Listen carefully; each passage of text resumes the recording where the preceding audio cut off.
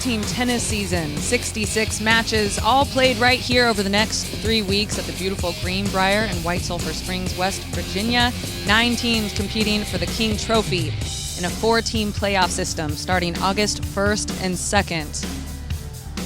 Welcome in, everyone. I'm Olivia Decker. It's day 5 of a 19-day regular season schedule, and only one team remains undefeated. Little cloud cover today, hoping for no rain. If that's the case, we'll just move to our indoor facility.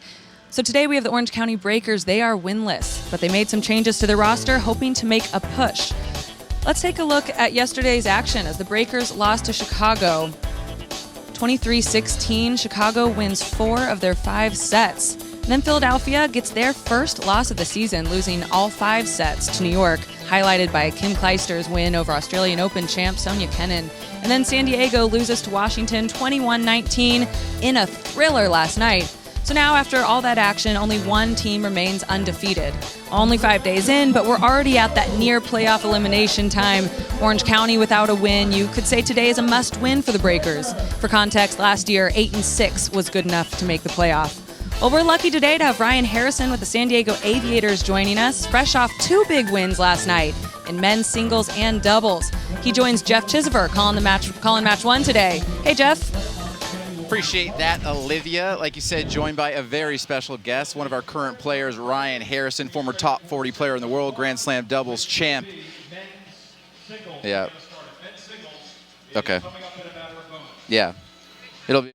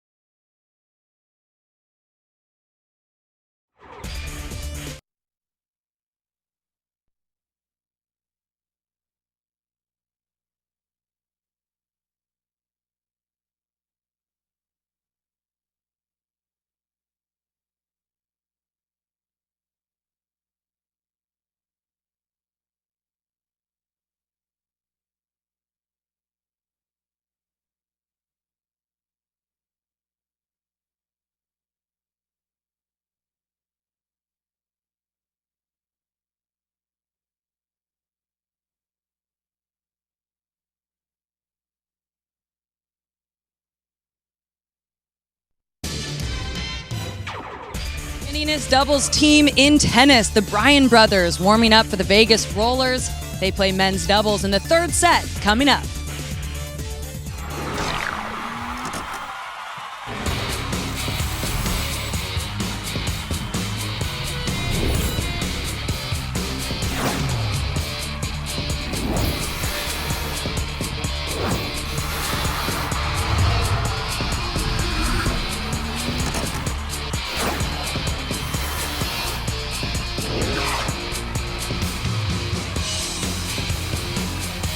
Welcome into day 5 of a new World Team Tennis season. 66 matches taking place over the next 3 weeks here at the beautiful Greenbrier Resort, America's resort in White Sulphur Springs, West Virginia.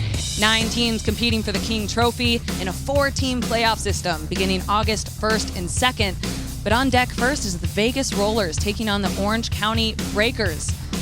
Welcome into day 5, everyone, of a 19-day regular season schedule. I'm Olivia Decker. Little cloud cover today. We're hoping the rain holds off, but if that's the case, we have an indoor facility. We can move everyone in where we would remain for the rest of the day.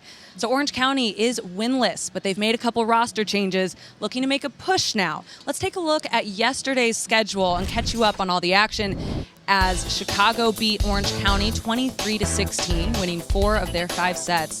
And Philadelphia gets their first loss, losing all 5 sets to New York. That was highlighted by Kim Clijsters' win over Australian Open champ Sofia Kenin. That was a great set. And San Diego loses to Washington 21-19 in a thriller last night. So now, after all that action, only one team remains undefeated. And we're only 5 days in, but it's already at that near playoff elimination time. Orange County, without a win, you could say today is a must-win. For context, last year, 8-6 was good enough to make the playoff. Well, we're lucky today to have Ryan Harrison with the San Diego Aviators joining us. He's fresh off 2 big wins in men's singles and doubles last night. He joins Jeff Chisever calling match 1 today. Hey, Jeff. What's up, Olivia? Appreciate that, and very pumped to be joined by one of our current players, Ryan Harrison, former top 40 player in the world. And Ryan, pretty impressed you're willing to spend some time with us today. You only get 5 off days. Would have thought you'd been fiending to get on the golf course, maybe 18 holes, possibly 36. Yeah, I've spent a lot of time on the golf courses the last few days. They've beat me up pretty good, so I'm ready to be in here with you guys. Can't wait to see this match today. Yeah, you've been hitting the range pretty hard, almost like you're trying to qualify for Augusta or something. But let's transition over to World Team Tennis. Let's talk about the Rollers. They're 2-1, and they're absolutely stacked on the men's side, not just in talent, but also in size. Yeah, it's awesome to have that size whenever you're playing in altitude. We're at 1,800 feet here. That size is going to help it because the ball gets up in the altitude. So having that size is going to allow them to have the ball more in the strike zone. I'm going to look for that to be a good little pointer for them to get up in the score today. And with the Breakers 0-3, they're absolutely itching for that first win, but they have reinforcements. Gabby Dabrowski, Austin Krajicek, 2 double specialists. How do you see them playing a role in possibly getting their first win here today? Yeah, Austin Krajicek and Stevie Johnson grew up together the same year of birth. They grew up playing junior tennis all together. That chemistry is going to be really impressive to see. I can't wait to see what they bring against the Bryan brothers today. Gabby Dabrowski, her record speaks for itself. She's top 10 in the world, sitting at number 7 today. So that addition is going to certainly make a mark. We can't wait to see what she brings to this team also. All right, we are excited to see how this one plays out, and we're going to start on the court in men's singles. It's Stevie for Orange County, Sam Querrey for Vegas. It is the Rollers and the Breakers. First ball coming up after this.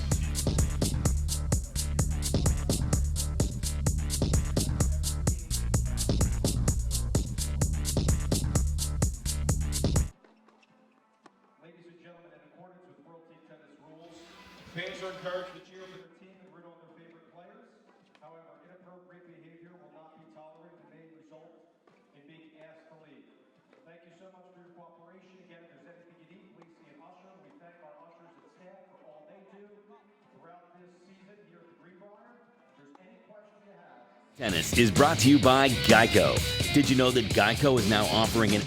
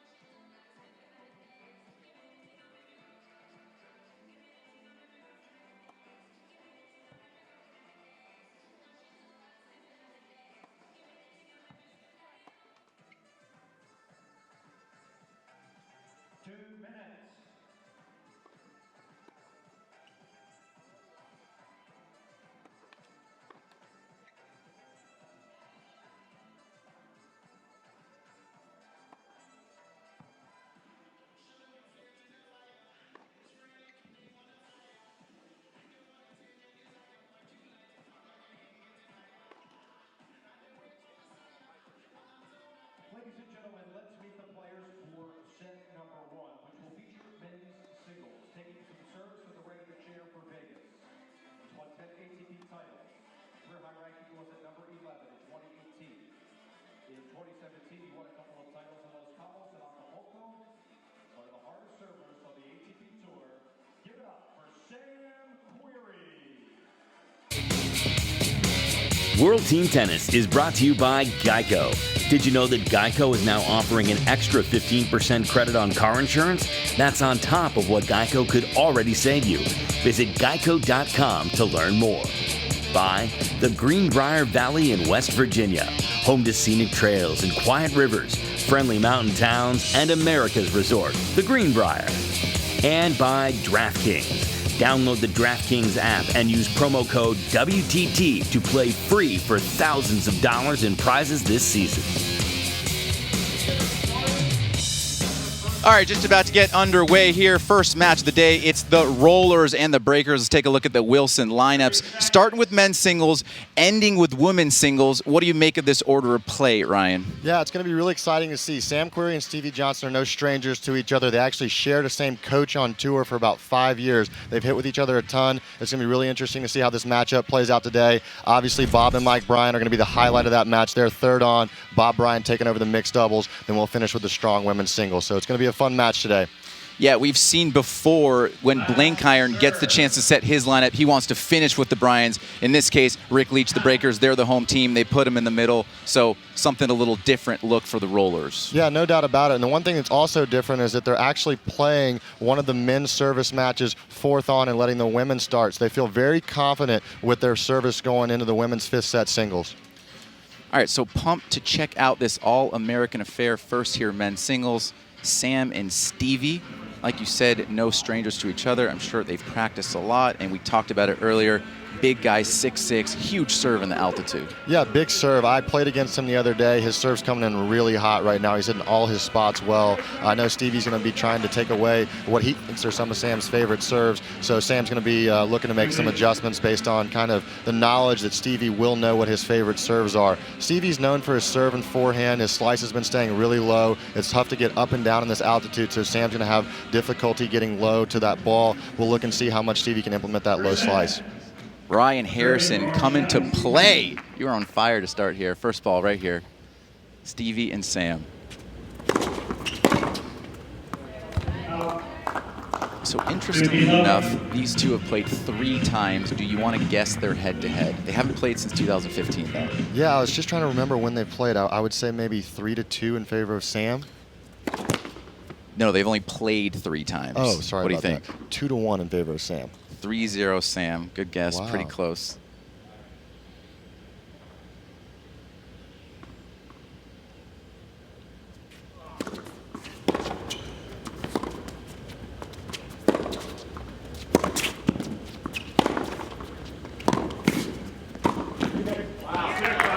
Great shot there by Sam Querrey. That's what we were talking about before with that height advantage. Steve Johnson using the kick serve. Sam's height, that ball didn't quite get up, and he had a great return of serve, took control of that point nicely and transitioned well.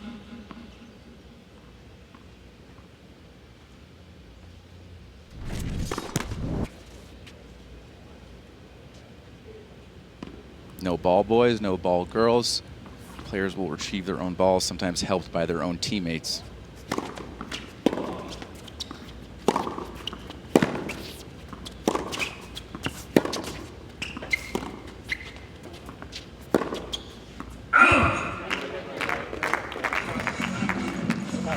Steve Johnson's going to look to try and get his first serve percentage up here. It's very important to have a high first serve percentage, especially in this shortened format where getting holds early on and establishing yourself and getting comfortable is important.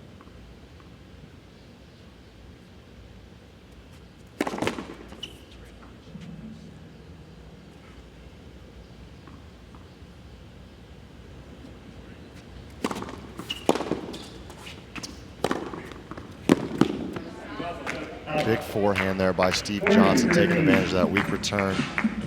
That's kind of the typical point there from Stevie, right? Big kick serve, wants to move to his left, set up his forehand. Yeah, Steve Johnson's so good about getting forehands on his first ball. He's one of the best on tour about getting around it and being aggressive.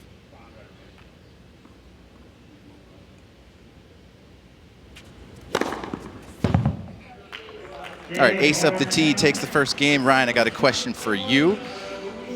You have played, how many, I'm always curious to see if players know how many times they played each other. Do you know how many times you've played Stevie on tour? I think I played him once on the main tour. I think he got Correct. me the one time we played in Washington, D.C. What round? It was third round Washington, D.C. round You are the 32. man. Yeah. Unfortunately, I remember the losses even more than the wins. So.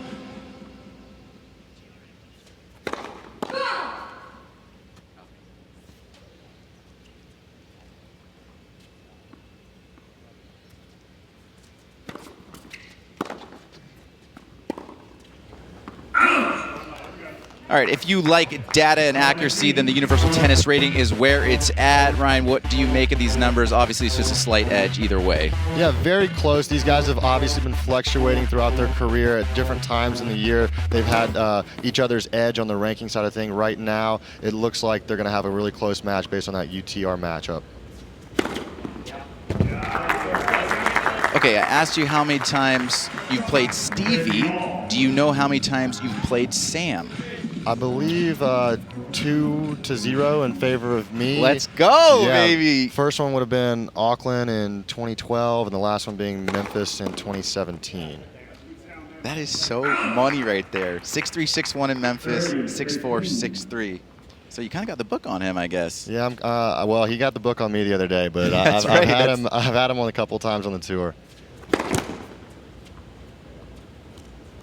Yeah, Ryan's played in 3 matches so far, 2 of them against these two players on the court.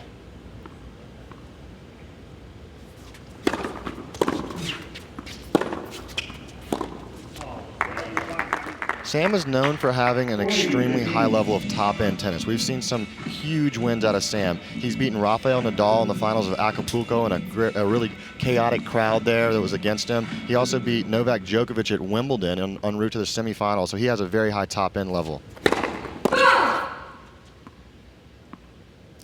Just a reminder here, Jeff Chisver up in the booth, joined by Ryan Harrison, current player of the San Diego Aviators. Of course, Olivia Decker holding it down downstairs in the booth.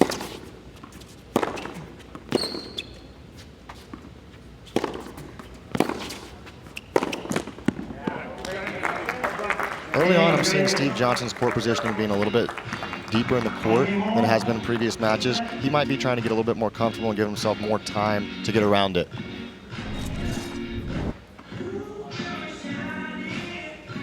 Yeah, all the way back there, almost close to the World Team Tennis sign, which is usually about 8 to 10 feet behind the court, and that's going to give him more time and space to get around it and create forehands.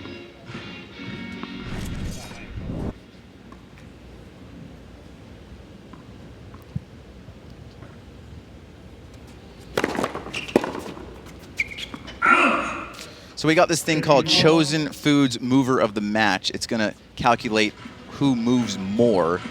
With this matchup, what's your early guess there?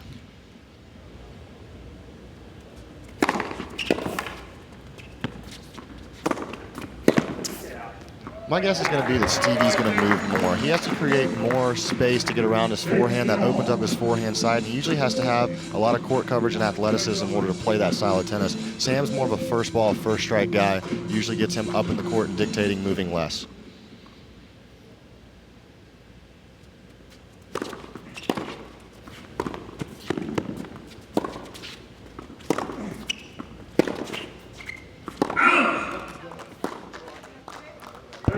Good job there from Sam to get back in that point. Just missed that forehand a little bit long, but overall, he's going to be really happy to be in a lot of those points on Stevie's service game.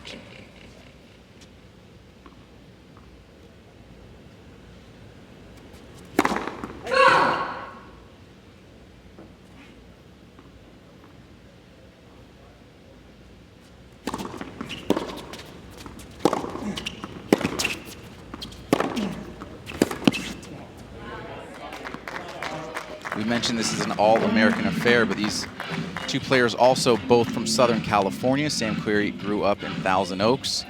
Stevie Johnson in Orange County. Stevie playing for his hometown team. Unfortunately not in front of his hometown crowd.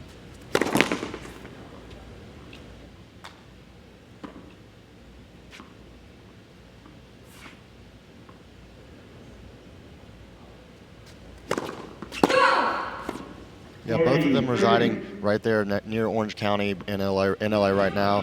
Sam actually has some roots to Vegas, though. He spent a lot of time in Vegas. He had I think he had family in Vegas and grew up around the Vegas area. So he's in a way playing for his hometown team also.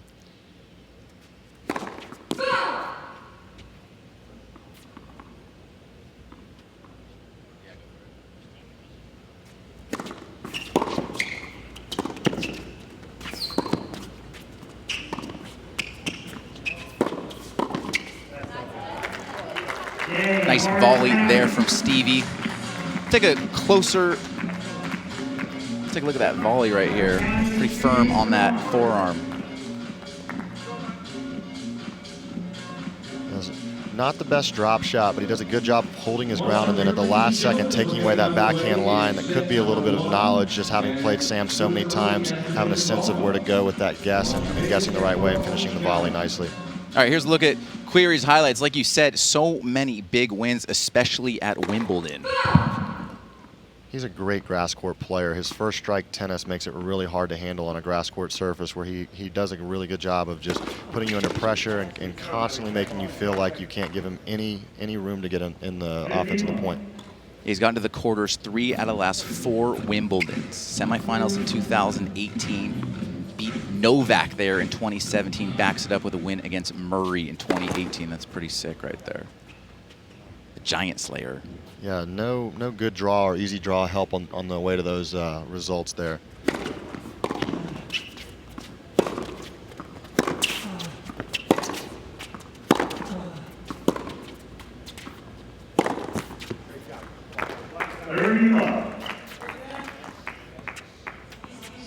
All right, let's take a look at one of the bigger serves in men's tennis, Ryan. Yeah, great ball toss here, great extension. He gets up, he creates as much height as he possibly can. With the net being 3 feet tall, you want to create as much height as you can. He does a great job of being extended. He has great contact and power, and you can really hit all 4 spots. He can go T and wide on both sides, so it makes it really hard to read.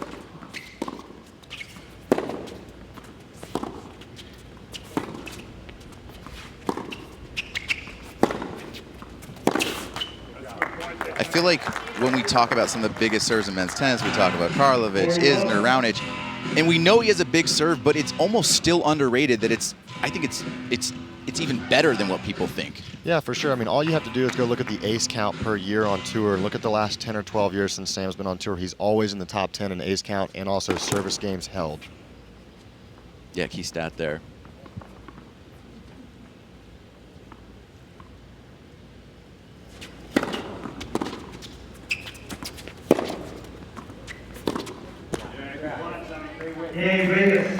All right, just like that, 4 games in and 4 holds. We're here with men singles 2-all, second half of the singles when we come back.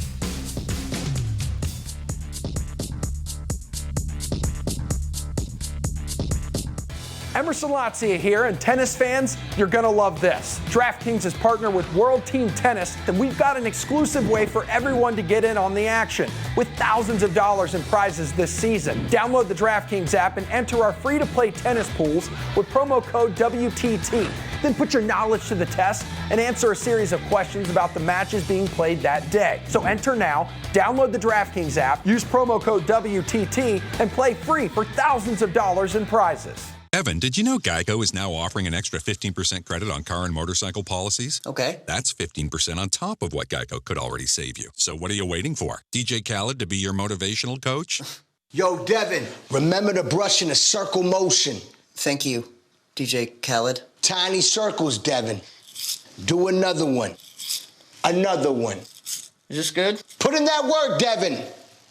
Don't give up. Geico. Save an extra 15% when you switch by October 7th. Welcome back. Due to the coronavirus, putting on live sports must be done with extreme caution these days. And here's a look at some of the league's protocols. Everyone tested before flying here, upon arrival, and also more testing to come in a few days. Number of fans limited to 20% capacity. Temperature checks taken before entering the facility. It's not an easy time, but everyone is pitching in and doing their part. How has it felt so far for you, Ryan? It's felt very safe. All the protocols have made all the players feel like we're playing in an environment that makes you feel like they're protecting the players, they're protecting the fans. Everybody involved has priority number 1 on safe, healthy, and just overall COVID-free environment.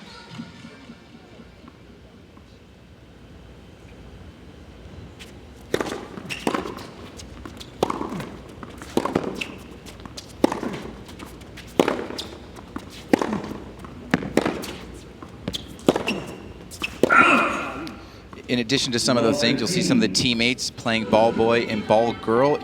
That's not only is that fun, but it's kind of added to the camaraderie of the team, don't you think? I've seen you out there. Yeah, no doubt about it. You can give little pointers here and there. You can also just talk and have conversation that can relax your partner. So that chemistry is going to be really important for the remainder of the season.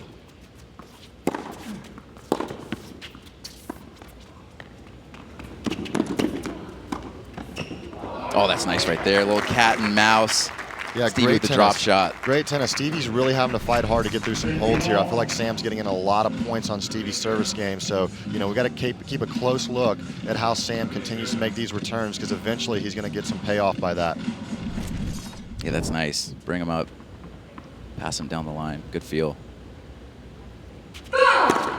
Oh, foot fault there. Hawkeye Live doing all the calls for lines and foot faults. And is he just kidding around, or is he upset here? No, I think he's upset. I think what he's saying is that he hadn't made contact with the ball yet, which it's true. If he would have let that toss drop, then he would have been able to have a first serve again. But once you do have a footfall automated, it's tough to overrule. Gotcha. But they might have given him a first serve here. It looks like he's getting the ball, so I'm trying to figure out what the overall ruling. When there's an automated system, the chair umpire still does have the ultimate say in what happens on the court. And it is a first serve. Good call there, partner.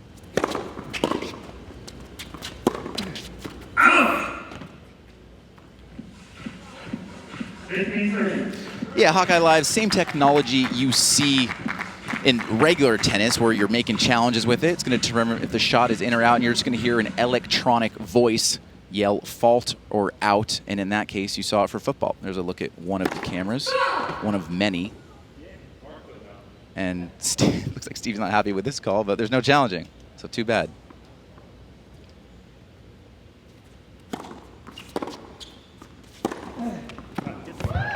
Yeah, great forehand there by Stevie, especially coming off of his second serve on a 15-30 point. Still staying aggressive and trusting himself with his best shot.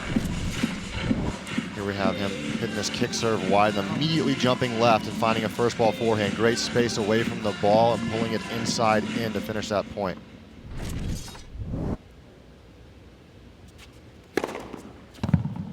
Another big serve, ace. Now we got 2 game points. And if you know Stevie's going to move to his left after the kick, you got to keep him honest. Maybe a couple returns down the line with the backhand. No doubt about it. You have to make sure you show him that you can go both ways so he can't just completely camp out in the other corner.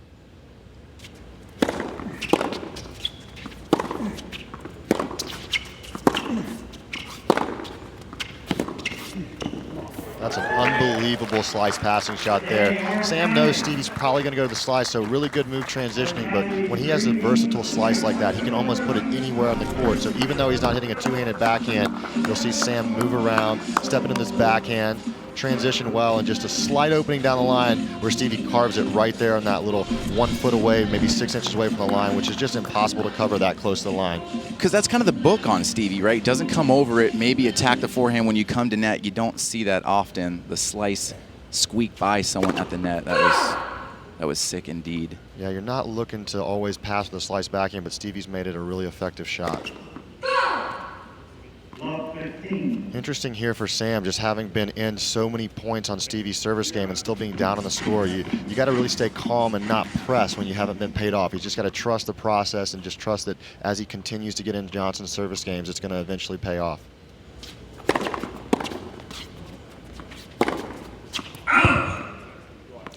All right, so love 30 here. I've said this quite a few times, but with a deciding point, if you're the returner, you're telling yourself, I just need to win one of the next 3 points, and I have a break point. Correct. That's a huge opening. Yeah, and you even think that on the court, so that's something I actively think out there.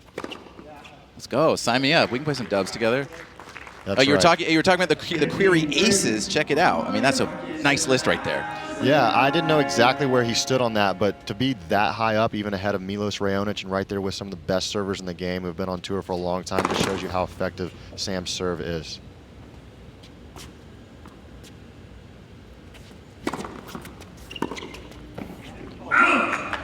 That's a great move by Sam. Stevie backed up, looking like he was going to try to find a forehand. Sam took some pace off, got that kick serve extra wide in the court so Stevie could not get around it, and then followed that up by transitioning and making him think about having to hit a slice backhand from way back in the court. So great move there, especially down 15-30. If you're that far back, you feel like you're going to get a volley at least chest high. And then we talk about he has an opening love 30. Next thing you know, it's 40-30. Yeah, 40-30, and if you're Stevie, you're going, I only touched one ball, and now I'm already down in the game, and that's the tricky thing about playing a guy who can create serves like that.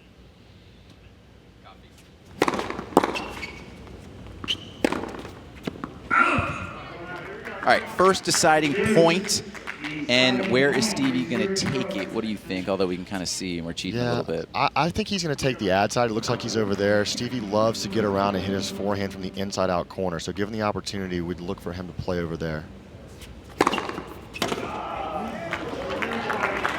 Yeah, hindsight is 20/20 though. We can always look back and say bad choice, but you got to just play what you feel like's the best odds there. I'm sure he discussed that with his teammates who are back in the corner, and Sam using that serve, 3 aces in that game.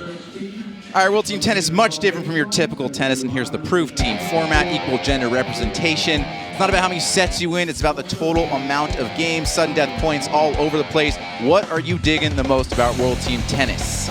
Well, every game counts. So even when you're down the score, you might be having a bad day, down 4-1, but you can't just ship it in and just give up on that set, because it's important to put as many games as you can on that scoreboard for your overall team score. Keeps everybody accountable for every point throughout the match. Yeah, we have so many here's a look at some of the more rules we were talking about. Let's in play, no ad scoring, and you were talking about the cumulative game scoring, on-court coaching, even in between points and games. So team effort all around. Love the camaraderie. It's so interesting when you start getting input and just a different outside look at what's going on. It can really help calm you down when things start to get out of hand and rolling in the wrong direction.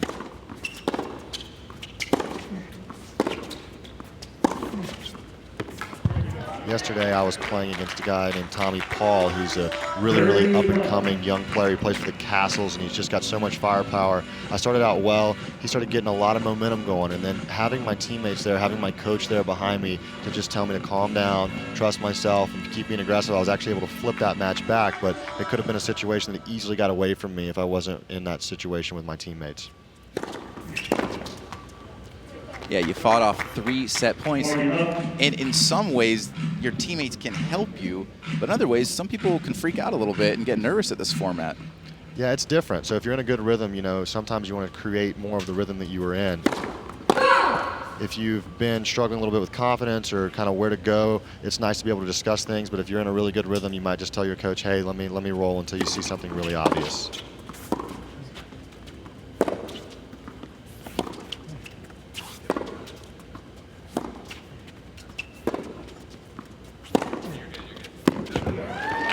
Great forehand there by Steve Johnson, using that slice, keeping it very low. Sam had to lift that ball. Stevie was very aware that Sam Weather could be aggressive, so he started moving around it and ultimately finishing with that forehand inside in. All right, let's break down one of these points. Query will win on the Stevie serve, Ryan. Here he is in the far court. Yeah, stepping up, second serve return here, deep cross court, really getting in control of that point. Looks like he's stepping inside the court, moving Stevie well around. You can see by those spots how much he's opening space and then transitioning as soon as he sees Stevie going to that slice ball, finishing with a nice volley down the line.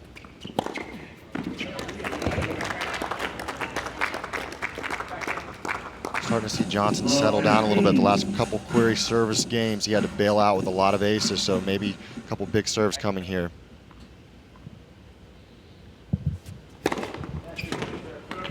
Another bomb out wide. We saw 130 out wide earlier. Ryan, we saw Fritz get up to 141. I haven't seen the highest you get, but you certainly have a big serve. You think we'll see any bigger than 141 today? Maybe not today, but there's a couple guys who can touch that mark in the event. Usually once you start pressing the 140s, it's kind of hitting that red line zone where you might be doing it when you're up 40 love or 40-15 just to see what the radar gun says. Sam can certainly hit it that big, but with this score line being so close, he won't want to risk going up to 140. But 135 there is getting close.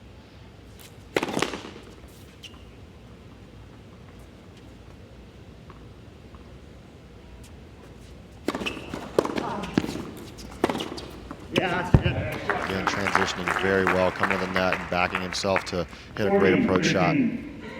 As a 3 game points for Sam, and when he does pull this out, because his serve is huge, we will go to a 9-point tiebreaker. I hope I didn't jinx him. I won't tell him about that announcer curse and he ends up getting broken. No chance. His serve is huge right now. Well, 1 double fault, so Sam might have a bone to pick with you. Here comes the ace out wide. I can feel it. I'd be curious to see what Sam Query's top speed on his serve has been throughout his career. I would say he's probably been over 140, 141, 142. Great call, partner. Right? There you go.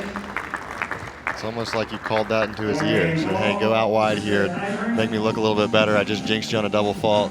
Like you said, he hits the spots well, and this is our first look at a 9-point tiebreaker. First to 5, win by 1. We call the 9-point tiebreaker because 9 points is the furthest it can go. What do you, I was talking about this with my partner before. Do you call it a tie break or a tie breaker? I feel like everyone has different thoughts on this, and some people are kind of annoying about it. I call it a tiebreaker. It's always just been my terminology. Interesting. It varies throughout the country and kind of where you grew up playing tennis, though. People have a different, different terminology for it. But Geico timeout here, guys just settling down, getting into a good rhythm. One thing to know about these 9-point tiebreakers is the player who serves first ends up actually having one less service point. So in the event that it went to 4 points all and it was a 1-point winner take all, the player who actually serves second will ultimately have that advantage. However, if everybody went according to service plan, then it would end up with the person who served first up 4-2. So to win 3 in a row at the end is a really tough task. 2-2-2-3. So you want to start out serving the set, but what you're saying, a little consolation prize is you serve second, you get the last 3 serves in the breaker. Correct. Good call. Good call. And I call it a breaker if you're cool with that. Some people call it a buster. But here we go. You have any thoughts on who's going to take this one? Well, Stevie's been making some headway lately, so his momentum's in his favor, but these things can change in a hurry. One big shot. Important to know that the Breakers are struggling. They're 0-3, right? They have only won 2 sets out of the 15 they've played, and it's only been in men's doubles. So that would be really nice if they can get ahead. It would just be 5-4, but get the confidence rolling because they are dying for a win today. Yeah, as much as you don't want to think about that stuff, it does start to creep into your mind. You're aware of that, and Sam will definitely be trying to make Stevie play, knowing that he hasn't had a win yet. A great start there, and Stevie's, he's a seasoned veteran. He knows what he's doing, implementing a big first serve, getting the weak reply and transitioning, and just an easy finish here, comfortable open court shot. Yeah, both players serving really well right now. A second serve look here. I'm going to be interested to see if Stevie backs up and moves around to hit his forehand. There he goes. There he goes. Keeps him honest.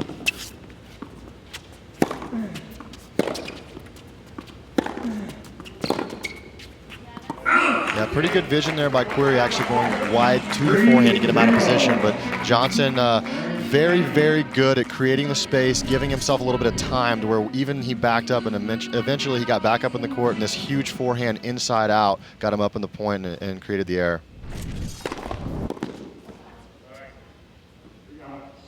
It's a big point there just to stay in it. Okay, so we talked about the love 30 being a big hole with the deciding points. Now it's the same thing. Stevie wins one of the next 3 points, and he has himself a set point. Yeah, definitely. And what he's got to know right now, if your query is you've only got to get 1 out of the next 2. Sam knows he can hit these big serves. He hit 3 aces in a game 2 service games ago. So even if he gets to a situation where he's serving down 2-4, he's got to feel like he has the advantage because all 3 points being on serve. So the advantage. Wow. Yeah, I would say 3 in a row. I would say 3 in a row. 50-50 around there. 50. But if your query, you're telling yourself, I have the advantage on each of these points. So you're not thinking about each task as the whole thing. You're thinking about each individual point where he will have a head because of the serve.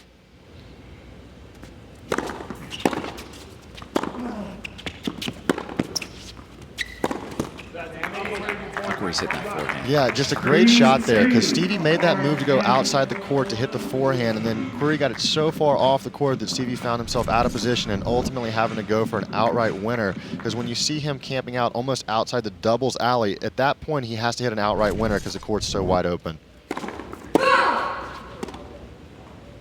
All right, I'm rooting for a Stevie win here so we can see if Querrey can pull off 3 in a row, like you said. Well, there you go. You got it. You've been pretty on point. So we said it's 50-50, right? Yeah, I think it's about 50-50. I think if you looked at the service games held from Love 40 down on the men's side on tour, I think you would see about 50% of the time hold, 50% of the time break. That's a rough guess. I would be interested to see what the number actually is. Not against Rafa. How many times if Rafa gets 40 love in a return game? If Rafa gets 40 love in a return game, 95% it might be a 95%er. Second serve here. Johnson's probably going to back up again because it was successful last time. Here he goes. And Sam goes out wide, right? He knows he wants to get that forehand, keeps him honest, keep him off the court there. Yeah, the advantage you have from backing up in the deuce court is that when you move around to hit a forehand, you actually find yourself in the middle of the court. So you're in a good position to cover the entire court. So Sam, knowing that, says, okay, what I'm going to do is I'm going to go out wide. I'm going to put you outside the court. So even if you're hitting a forehand, you have to take a risk, which is what Stevie had to do and ultimately end up drawing the error. in a similar way, if he's on the ad side and he kicks it wide and Stevie's got to go all far out the court, just like in the same way. Yeah, exactly. Because when you go outside the court that far, you almost have to either hit an outright winner or get a weak reply that's so weak that you're able to get back into it and still play the point. So in the deuce side, if you move around it, you're in great position. So that way you don't have to worry about if you get a little caught up or a little jammed doing something crazy.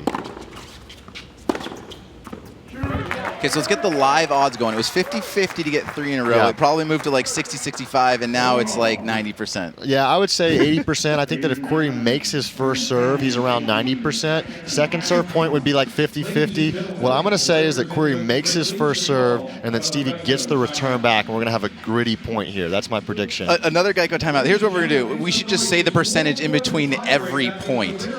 Yeah, the live odds. Look at them both laughing, smiling. They know that this is so important and pivotal. It's great. Burning all their Geico timeouts in one set. So strategic.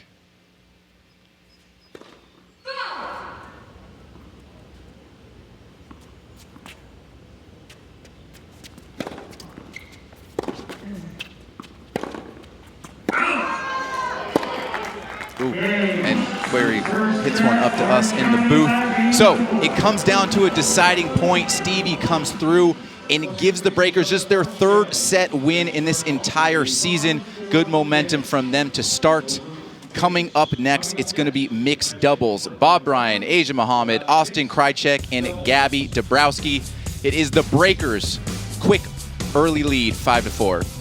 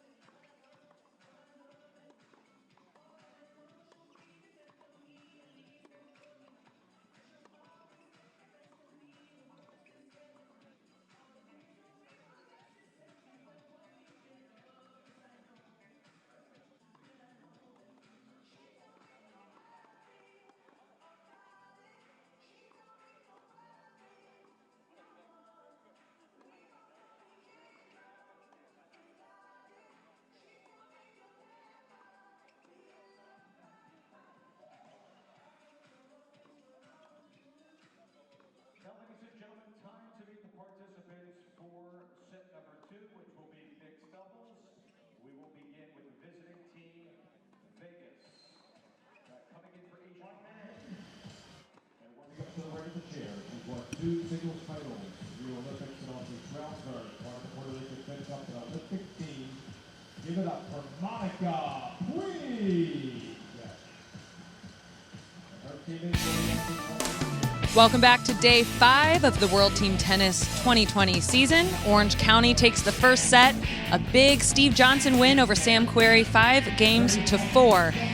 Coming up next is mixed doubles, where we get to see winless OC's new roster additions, 2 new roster additions, looking to make a push here. Again, they already took the first set of 5. We know the Greenbrier has so much history, but this court in particular does. Let's take a look at center court at Creekside and what it's hosted and who it's hosted. Probably more impressively, Back in 2015 was the grand opening. We had Sampras versus Agassi.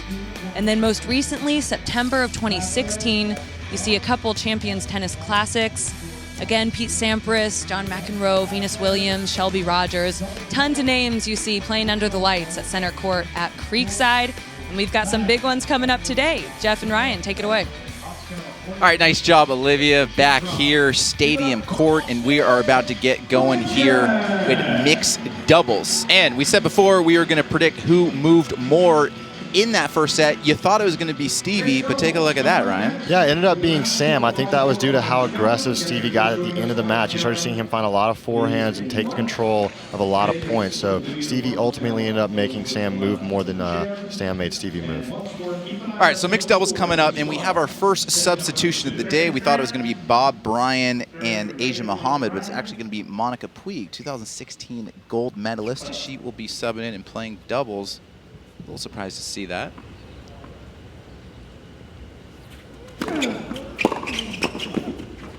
So Asia's had a little bit of a sore shoulder, so I think that could be due to injury. I don't think she got pulled based on anything to do with performance, but I'm sure she was warming up and felt a little bit of soreness. You can actually see her with the tape on her shoulder right now, so kind of stretching it out and maybe just felt a little bit tight today.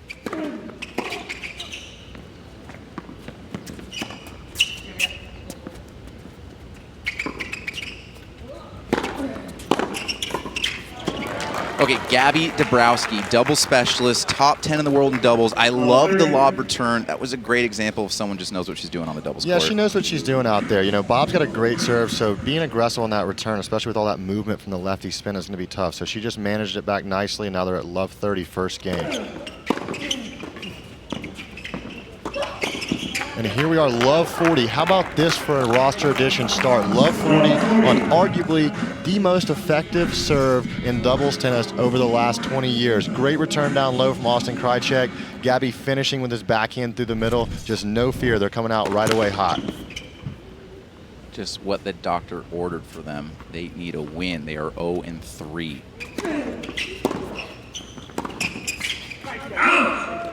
Let's go, just like that. That's as clean of a return game as you can get. First serve returns on the baseline and hit hard at the feet. Great second serve return there. And like I said, Bob Bryan is just so effective with his serve, so I can't overestimate how difficult that was. Yeah, up an early break. And if you can tell, Ryan's getting all excited that the Breakers are winning. If you take a look at the standings, the Rollers are just above his Aviators at 2-1. So he is definitely rooting for a Breakers win. He might not tell you that, but I'm going to tell you that. And there's a look at the standing. Ryan is getting excited. Yeah, we need those top teams to come back just a hair. The Aviators had a tough loss last night. We had a really, really good opportunity, and it unfortunately got away at the end, but we feel really confident about our team. Both of our losses have been by 2 games. They've been so close, so we could easily be right there at 3-0, and we feel confident about our team chemistry and know that we have a good roster. So hopefully some of these teams at the top will come back to us, and we can eventually move our way up. Austin Krajicek said new addition, 30 years old, doubles specialist, top 50 in the world. And he played his college tennis in College Station in Aggie. And he is a former NCAA doubles champ with Jeff D'Adamo, I believe. So he can play. These are 2 double specialists, and that's what you need in World Team Tennis. Yeah, Austin has a very effective serve, and he does a really good job around the net, especially getting tight, closing off the first volleys. He's going to be a really effective force up there. I feel like these 2 are going to have a really good sense of confidence knowing that they were brought in just for this reason. So everybody has belief in them, and they have belief in themselves right now. First 7 points to the Breakers.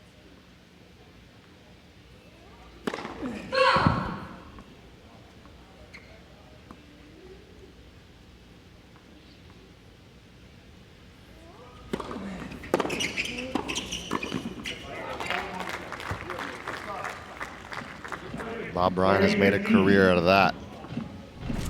Yeah, nice low return. Once you see it below the net, here Bob goes just pouncing on that one. Always amazed at how good the Bryan brothers court sense is up there. They seem to always know where that first volley is going.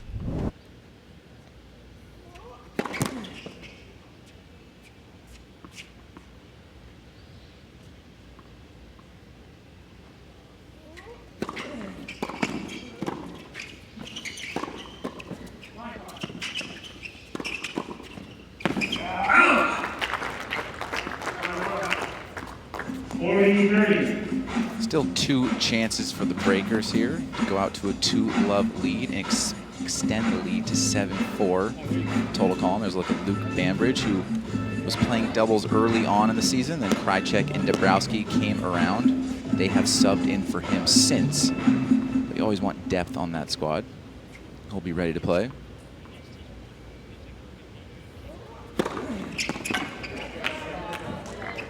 All right, let's take a look at our DraftKings upcoming schedule for the Breakers. Like we said, they're 0-3. They need to get a couple wins coming up.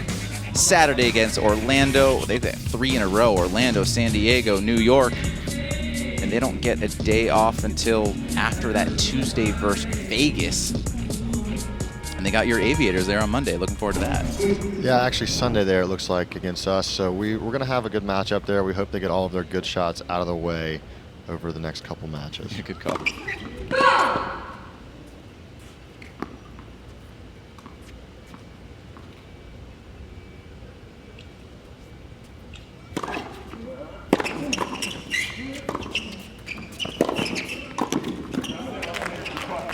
All right, we're talking about the importance of doubles. This guy certainly knows what he's doing on the doubles court. 5 Grand Slam titles and 4 in mixed. This guy's sick. Yeah, in a must-win situation here, being down 0-3, it wouldn't eliminate them from playoff contention if they lost this, but it would certainly be a really big hole to get out of. So knowing that there wasn't much room for error, he brought in these 2 ringers at the last second who have shown exactly why they were great free agent adds.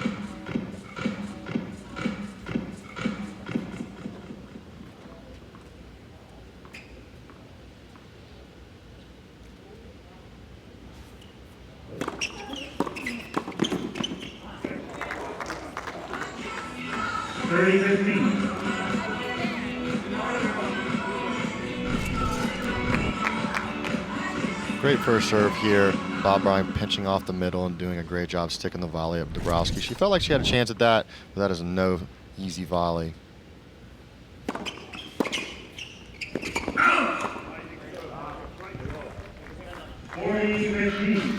Yeah, mixed doubles is different. You know, there's 2 different ways to go about it. You can get, you see with Jeannie and BMS, Jeannie wants to stay back, hit ground strokes, BMF picks it off. But with Dabrowski, she just wants to get up the net. She just wants all things quick hands, nose on the net. She's had an incredible career of just getting really tight, great hands, making sure that her returns are placed very well. So she'll actually return and then follow that return in a lot of times, which is a little bit abnormal. You don't see a lot of players do that anymore. So she really feels comfortable up there, and Austin's given her a chance to stay in this game with a great return down the line.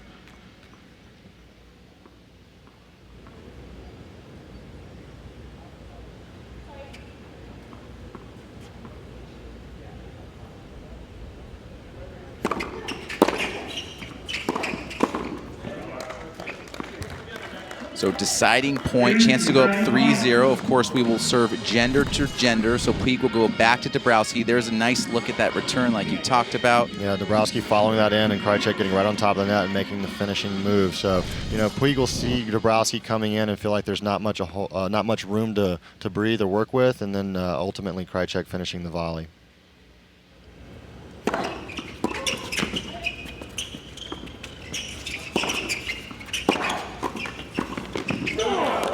Wow, 3-0. Who would have saw this coming? Yeah, that's incredible tennis. I mean, from that situation, down in that game to fight all the way back, and Dabrowski just doing an incredible job here getting themselves in the point and then getting that ball low so Bob couldn't finish that ball. That ball, once it drops below the level of the net, it becomes a ball that Bob can't be aggressive on it through Krajicek, so he was able to pinch on the net and put that volley away. And how world team tennis is this? The Rollers won 2 in a row. They're rolling with confidence. The Breakers are 0-3, or they're down in the dumps, and they're up 8-4 here. Quick lead. You never know what to expect out here, especially in this fast format.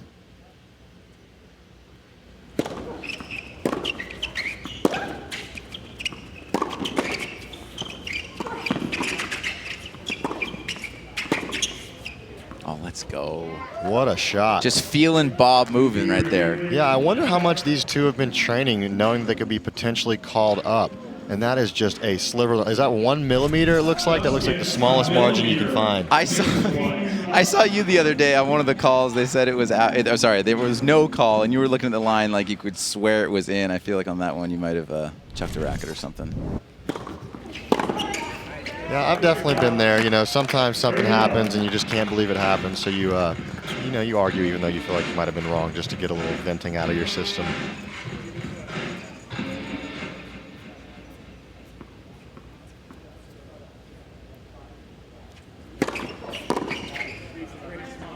I'm curious to know how much Dabrowski has been working on serving and staying back. She seems to be coming in a lot, so I don't know if she's going to be comfortable staying back, but I know that she's been playing so well throughout this time that it just seems like she's been dialed in with everything.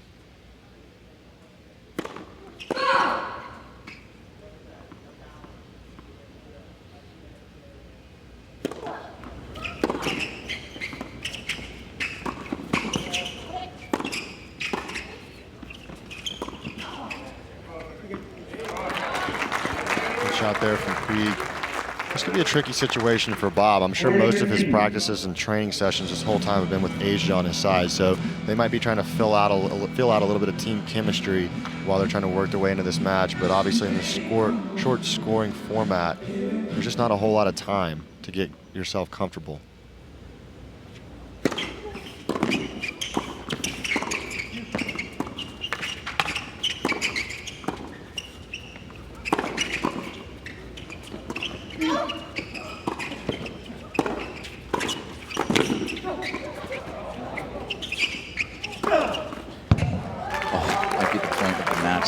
Great hands all around.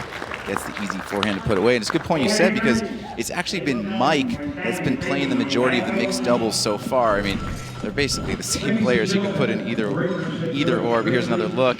Make sure to get around and hit that forehand.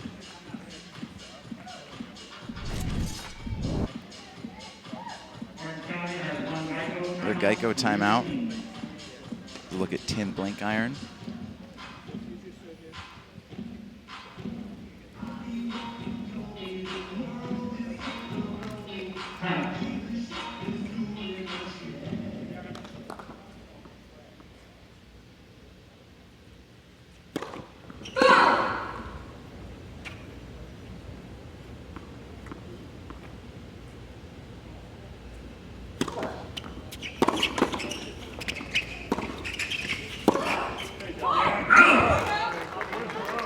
So nice comeback here from the Rollers in this game. It's going to be a deciding point.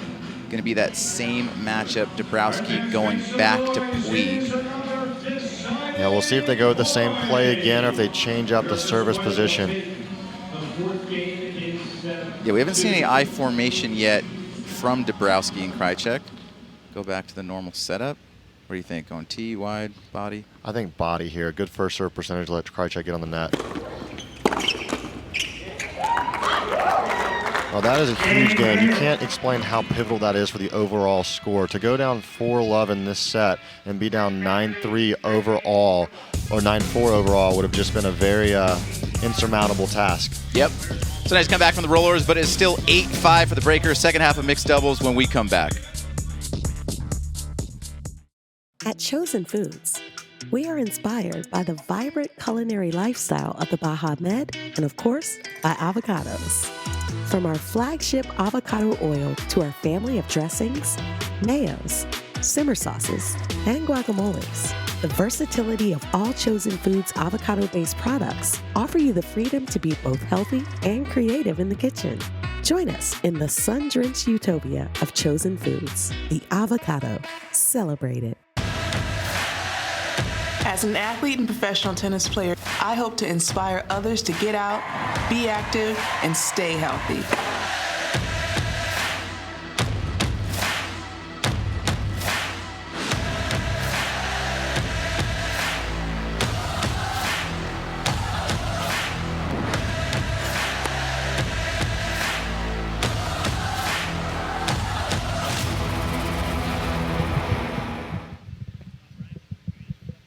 There's a look at Bob Bryan, one half of the greatest doubles team of all time. He is serving down 3-1.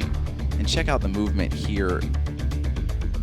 missed the first serve. Bob is going to go up, and any return that gets back cross court, he is going to look to pounce on that ball, Ryan. Yeah, watch his movement here. He closes off instantly, moves up and then across to get himself a nice finishing volley there.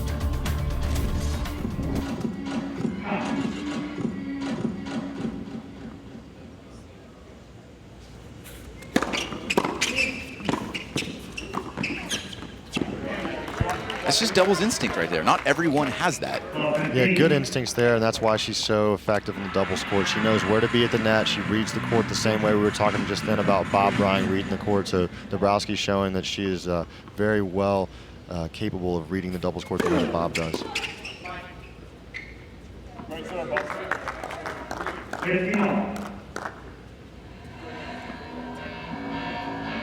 Bob's going to be focusing extra hard here. Losing the first 5 points in a row on his serve is not something I would say has ever happened to Bob that frequently. So he's going to be really honing in here on some first serves.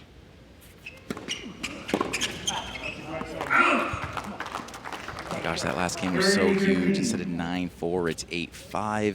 Now they get a hold here. It's 8-6. Yeah, with the way that Krajicek served that first game, if they had gone up 4-love, you'd have think that 5-1 would have been about the worst score that they would have put up. Look out. Now with Bob getting a nice hold here, even if Austin were to hold serve, you feel like Bob and Monica will think that they have a chance to at least come back. Swing and volley there. Yeah, Bob. finding the forehand. You want to find that forehand swing volley if you can. He did a good job moving around it. Just like that, an easy hold. What up, tennis fans? Be sure to download Tennis One, the official mobile app of World Team Tennis. You can follow the latest news, scores, social, and more from your favorite teams and stars, as well as play games and win prizes all season long. Tennis One, available for free in the App Store and Google Play. And that is where you need to be if you want to follow this 45th season of World Team Tennis, playing all the matches here at the Greenbrier. 9 teams, 4 teams make the playoffs, all fighting for the King Trophy on August 2nd.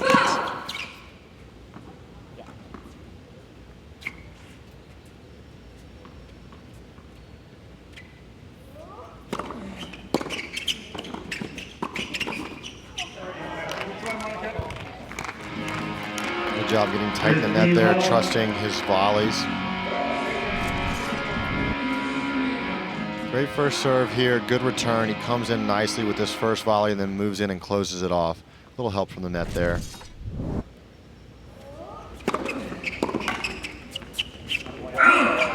I'm excited for our first let serves we can talk about. How do you feel about the let rule in World Team Tennis? I do like it. I think it's an interesting touch. Thank you. I think it's a unique thing to implement, and Just especially for these. the rule already. I know it's tough to always restart the point, especially whenever you feel like one rolled in your favor. Thank you.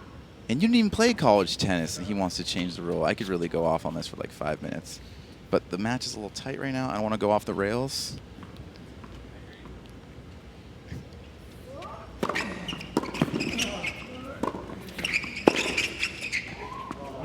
Oh, just a mishit in between them. They kind of got caught with both lefty overhead and the righty overhead of Dabrowski in the middle. They were kind of in between who was going to hit it. You watch this, they both rear back like they're about to kill it, and then eventually they let it go. I'm not sure if Krajicek would have had that. Yeah, it was interesting ball placement. The old shank, perfect overhead winner.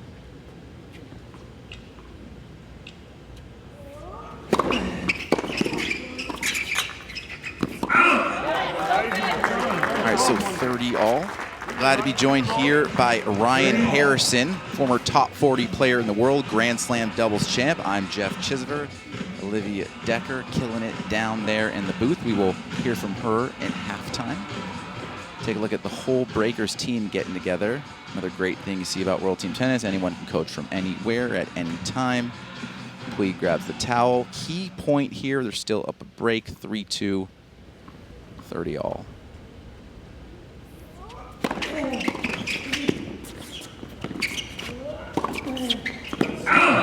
That's a bad miss right there. Yeah, well, talk about momentum changes. It seems like just 5 to 7 minutes ago, the Breakers were up 3-0, 40 love with 4 points to go, 4-0, and here we are, double break point to level this match out. That just goes to show you about the exciting stuff we love about the World Team Tennis format. Nothing is ever safe. No lead is ever safe. Look at that number. Both teams yet to lose break point.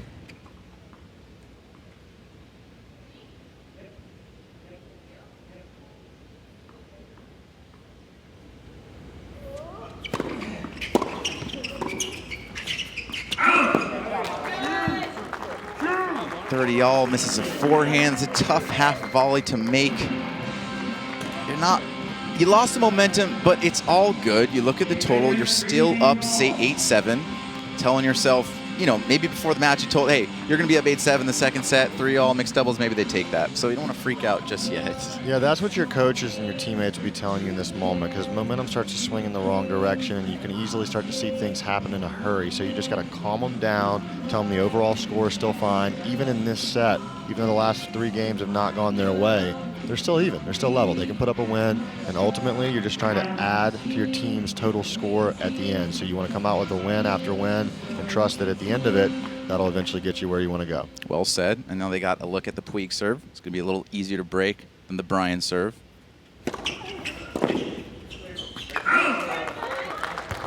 Yeah, Puig making first serves here gives Bob an opportunity to be aggressive and close off the net. The second serve of Puig will give them an opportunity to be more aggressive on the return. So if she keeps her first serve percentage high, I like Puig to hold.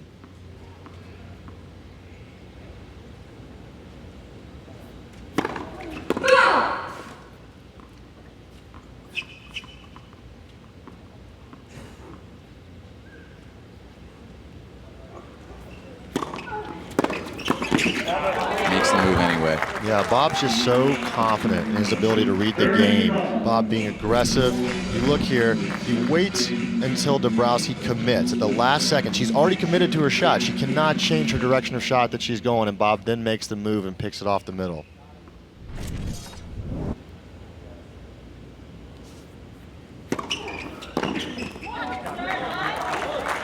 Yeah, one of the advantages for Dabrowski when she takes the return early is she can get up to the net, she sees it, but then at the same time, when you're taking that early, you don't really have time to kind of feel out the net person on the other side. She's got to commit to that cross-court return. 4 game points for the Rollers. Yeah, when you take the return that early, you're not looking at the net person. You're predetermining ahead of time where you're going to go.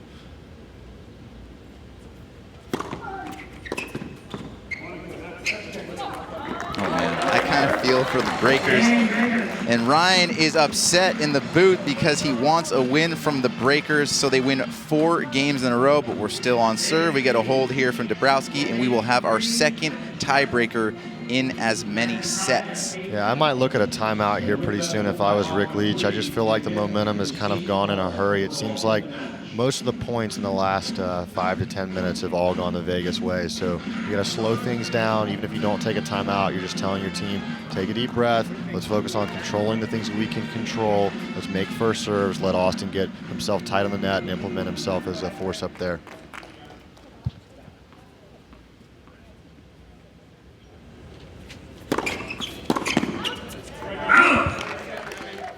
And just a reminder, we are seeing Bob play right now, but of course we will see the Bryan brothers together next, men's doubles.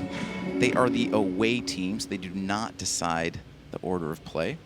Rick Leach throwing men's doubles in that 3rd slot. And the Breakers up to a quick 30-love lead here in the 8th game. A great 2 points there to stop the bleeding.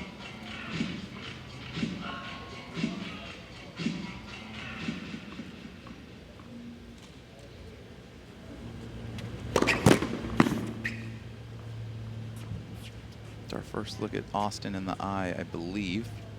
Can you steal those signs, partner? Where's he going? I can't see him, but my guess would be second serve to the bow iron backhand. Probably try going left. That's part of it, right? 30-15.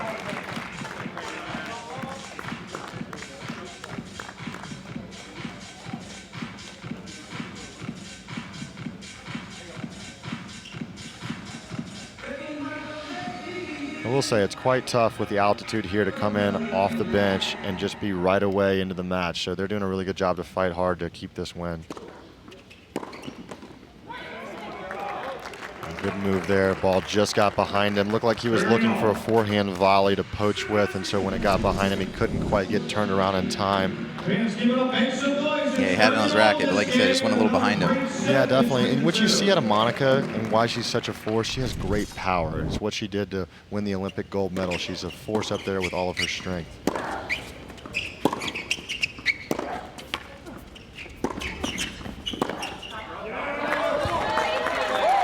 3 points in a row for the Rollers, and now they have themselves 2 set points, once down 3-love, and 2 opportunities to take the set 5-3. Yeah, 3-love, 40-love. What an incredible momentum swing.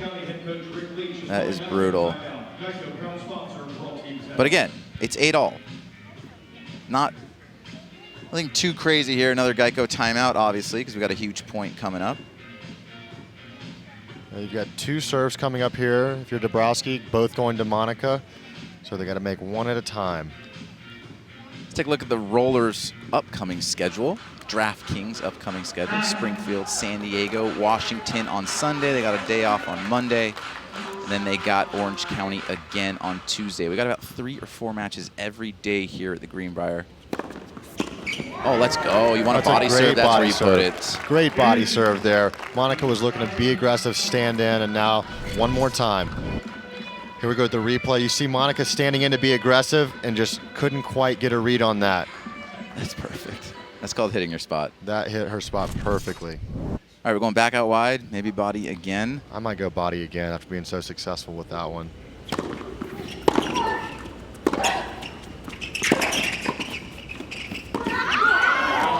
Wow, this match is just full of momentum swings. Just when you feel like one team's going to capture the set, the other team fights back, and here we are in another tiebreaker.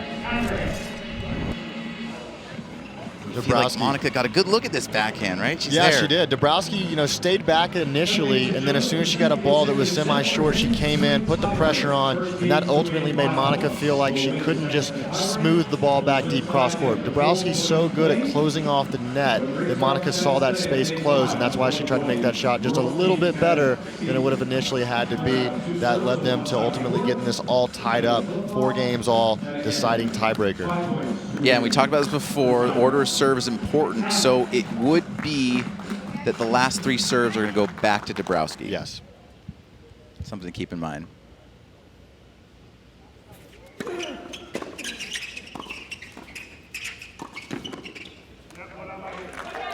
Good point there by Bob Bryan, making the first serve coming in and putting 2 sharp volleys there at Dabrowski at the net. One thing I love about what Dabrowski did there, she made 2 crucial first serves, and that's just experience, knowing that she actually took a little bit off of that last first serve, made it, and made sure that they were in an offensive position to start the point. You sometimes see players that don't trust themselves in the rally as much, trying to go for a bit too much on the serve, especially in crucial times, and that leads to a lot of second serve opportunities for your opponent. So having that confidence in herself to come in and make first volleys and really get tight on that net, that just goes to show you that she has a lot of confidence in her game as a whole.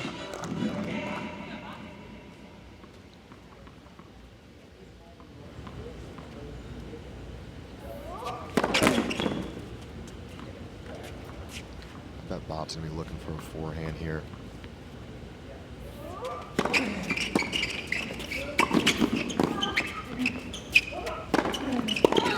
Leave it. And that's tough if it remains on serve, right? We go 2-2-2-3, and of course the Rollers win the first 2 points. But when you're down 0-2 serving, it's not the same as the original tiebreaker format, because if you lose that 3rd point, you're down 3-0, you're really in holes. That was a big point right there. Big point right there, especially with that really deep, tough overhead. That was not an easy overhead. Hodgson could not quite get enough on it to end the point, but did enough with it to draw the error.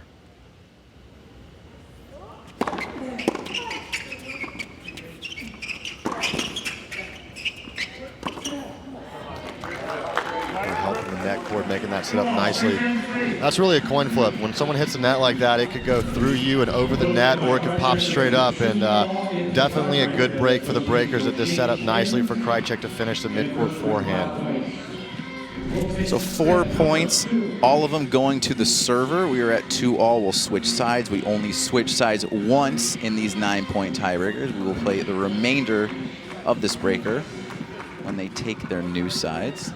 Most we can play is 5 points here. Notice how when it hits the net in that point, we don't redo it like we do in the serve. It's why it makes no sense. We allow it in the point. Why would we not allow it on a serve?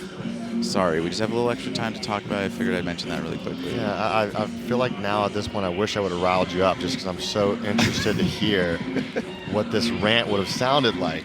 However, I do agree with you. It makes no sense to me. Yeah, it doesn't make a whole lot of sense. Like you said, every other shot in tennis is played off of it, and it's hard to say in a big situation when you actually give someone another first serve. So demoralizing when you pick the right side and the ball hits the net, and then they get another one and hit an ace.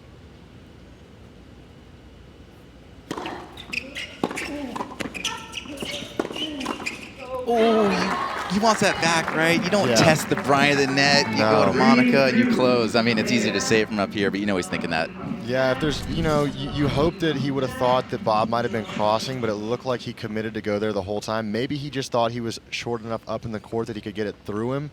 But if there's anybody that's shown over the years that he's capable of holding his own up there amongst any power, it's Bob Bryan and Mike Bryan. But that net cord goes wide, and here we are, 3-all in the tiebreaker. 3 points coming to the Dabrowski serve. She just fought out of a big hole there at 30-40, down 2 set points to get us to this tiebreaker. So she knows that she's going to be looking to continue that momentum of first serves made, trust Austin at the net. Let's see how this plays out.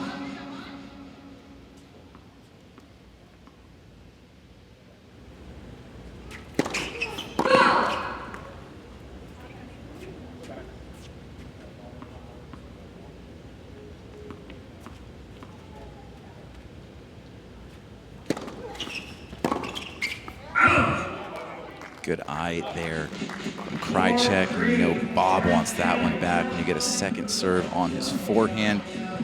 So now it will be 2 set points for the breakers. They already took the first tiebreaker when Stevie took out Sam 5-4.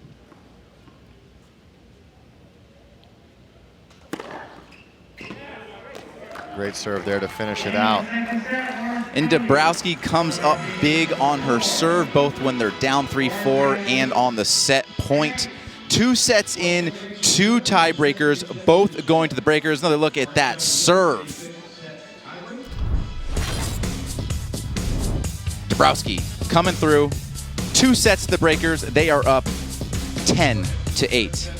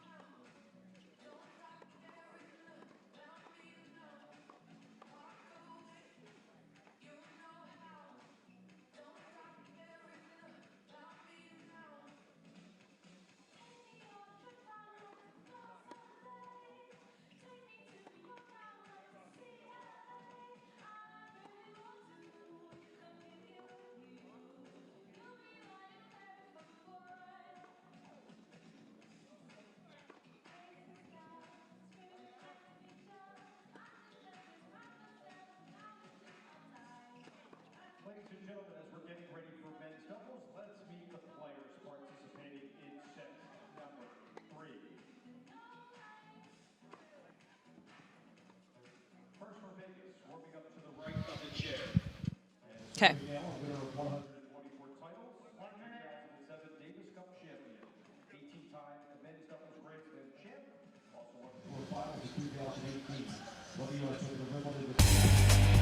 Orange County needs a win, and they've taken the first 2 sets from the Vegas Rollers. But coming up, men's doubles. The Bryan brothers, they're usually the closer. We usually see them at the end of a match. Today they play in the 3rd set, and the Bryan brothers certainly have a way of turning the tide of any match. Winningest doubles team of all time. Excited to have them up next. You know, I got to catch up with them before the tournament even began and asked what they did during quarantine, and they said they really enjoyed that precious pause away from the incessant travel schedule in tennis. So after Indian Wells, they couldn't leave California, couldn't travel, so they all stayed in California together. Bob and his family got an Airbnb near Mike, as Mike and his wife were expecting their first baby, Jake, 2.5 months old. They're all here. It's fun to watch them walking around the facility and the property with their new baby. Ryan, I'm going to send it back up to you. You've known these guys forever, and Sam Querrey just became a new dad. What's it like seeing them in this new chapter? Yeah, it's so cool. I've been on the same Davis Cup with these teams for a long time. I've known both of their wives for a long time. They're just such great people, great family. Bob started his family a long time ago. I think his oldest is around 8 or 9 now. So Mike adding his first baby, Jake, with his wife, Nadia. Such a cute baby. They both have just unbelievable genes to have adorable babies. And seeing all these kids running around, it's just really family environment here. The Greenbrier is such a special resort. I know that everybody was looking forward to bringing that family environment from home here to the World Team Tennis season. So, really cool to see Mike just happy overall in his life and where everything is. All right, nice job, Olivia, as we get going here for men's doubles. Best doubles team of all time. And, of course, it's Bob returning in the deuce and Mike in the ad like they always do. It's going to be Stevie and Krajicek for the Breakers. A great start there. One thing I want to point out, Stevie and Austin being the same birth year, the way that it works in junior tennis ranks is that with the 12s, 14s, 16s, and 18s divisions being the way that everything is broken down, the age gap for them being no years apart, that means that these guys have been playing each other and with each other since they were 10 years old.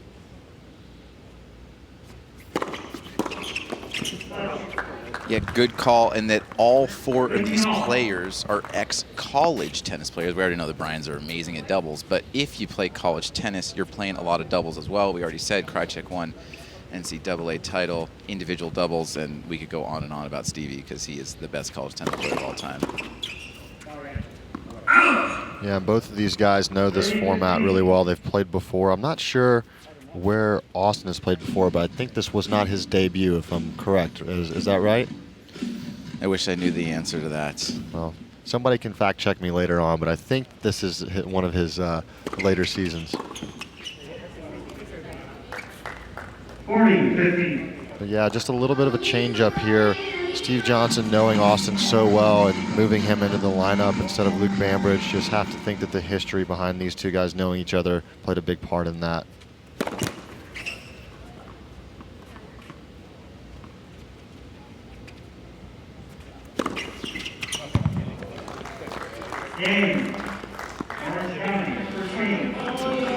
All right, we talked about the Bryan brothers and what they've accomplished. The list goes on and on. 16 major titles together. Of course, Mike has 2 extra. I mean, look at that. Only team open air to hold all 4 majors at the same time. Gold medalist, finished #1 10 times. I mean, what sticks out to you? They all stick out to me. They're all accolades that anybody would be happy just taking one of those accolades. And talk about team chemistry between Johnson and Krajicek. I don't know. You think being identical twins, does that give you good team chemistry at all? Would you say they have an idea what each other's doing out there? I mean, I love those clips when they're together at the net with those the quick hands and they're split stepping at the exact same time. That's good stuff. Yeah, it's almost like they have a feel for what the other one's doing out there. I would say that throughout the years, you just rarely ever see them out of position at the net, especially.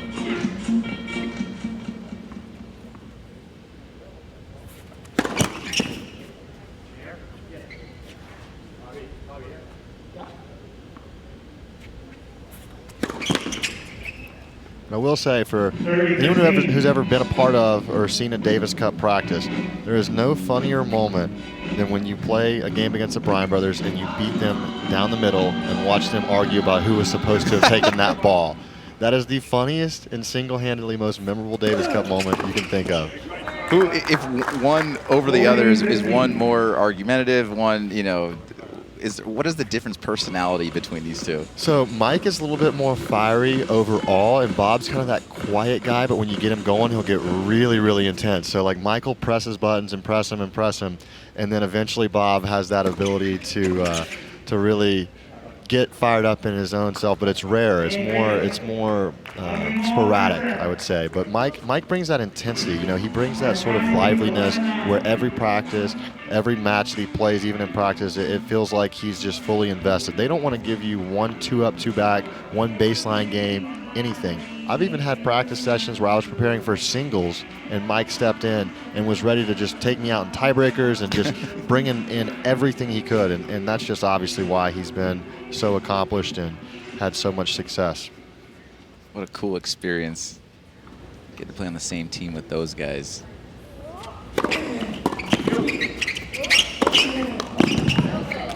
Yeah, 2018 Davis Cup, Bob had hip surgery, and I had the fortune of playing with Mike by my side, so that was a really cool and a moment I won't forget, that's for sure.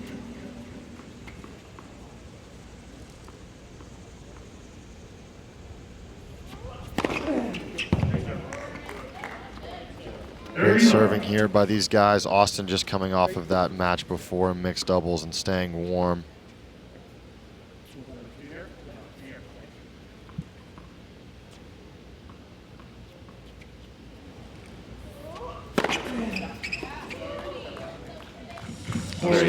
Lefty. You're seeing a lot of Austin Krajicek serves to the opposite side that a lefty would normally serve. You normally see the lefty hit that slider wide and slider into the backhand of a right-hander, but here he is going the other way into the opposite side, pronating out through the court and hitting the ace.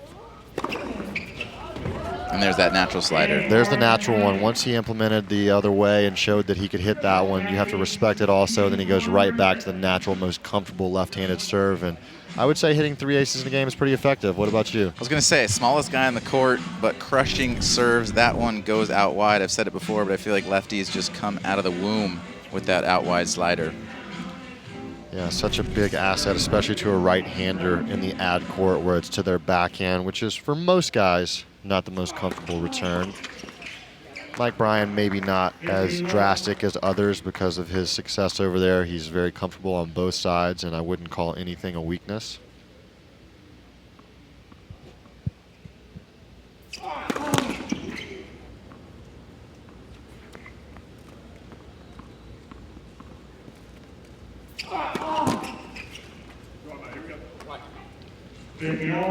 So the total score here, 12-9. The Breakers with a little bit of separation, taking on what's probably the strongest, well, I shouldn't say probably, the strongest part of the Rollers lineup. You'd like to think they'd just be happy to keep it close, but here they are up 2-1 early in the set.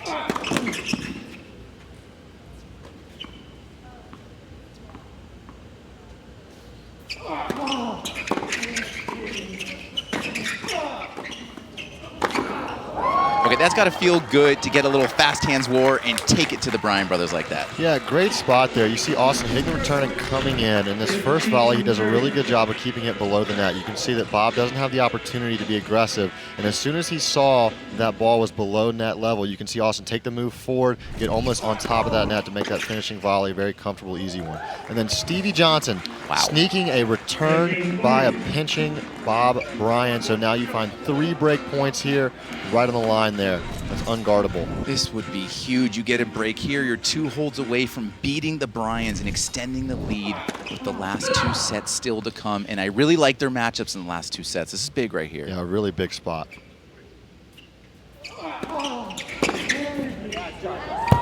Wow, and another return winner. That's just a flawless game there from Johnson and Krajicek. Here we are, 3-1 men's doubles. Bob and Mike Bryan have to fight back.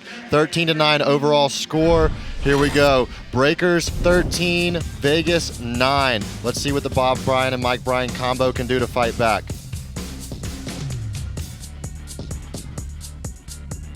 here, and tennis fans,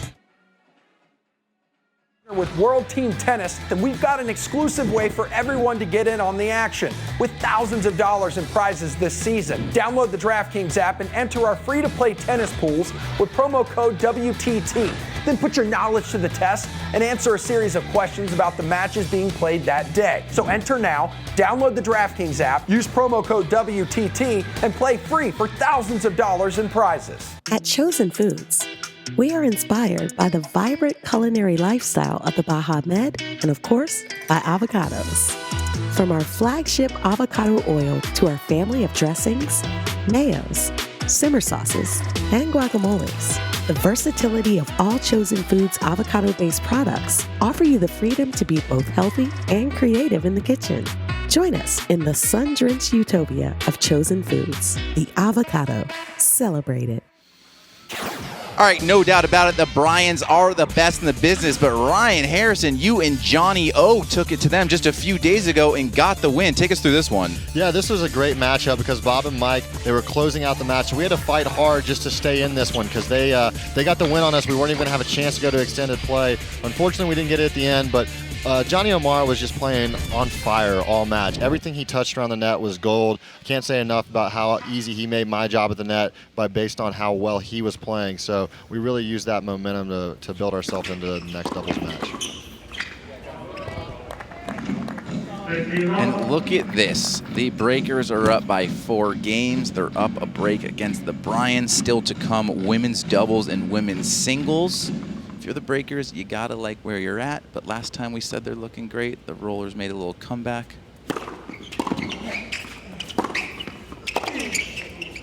You know, I really like the experience of Steve Johnson in this situation. I think that he is showing why he's handled pressure so well throughout his career. We talked about his college tennis success, and you'd have to think, especially in his last couple years in college tennis, he played so many matches where he was the favorite, so many matches where he felt like he couldn't let his team down, that he's used to this team atmosphere pressure.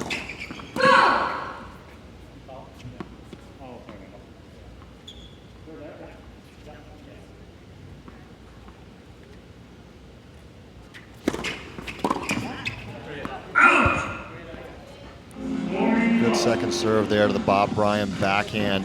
We're talking about Mike Bryan being a very consistent returner and having almost equal returning abilities on both sides. Bob Bryan has an incredible forehand return. He's always looking to step around. If you can get it to his backhand return, that's the area you're trying to go to, but it's hard to find because of how quick he is getting around it with his forehand.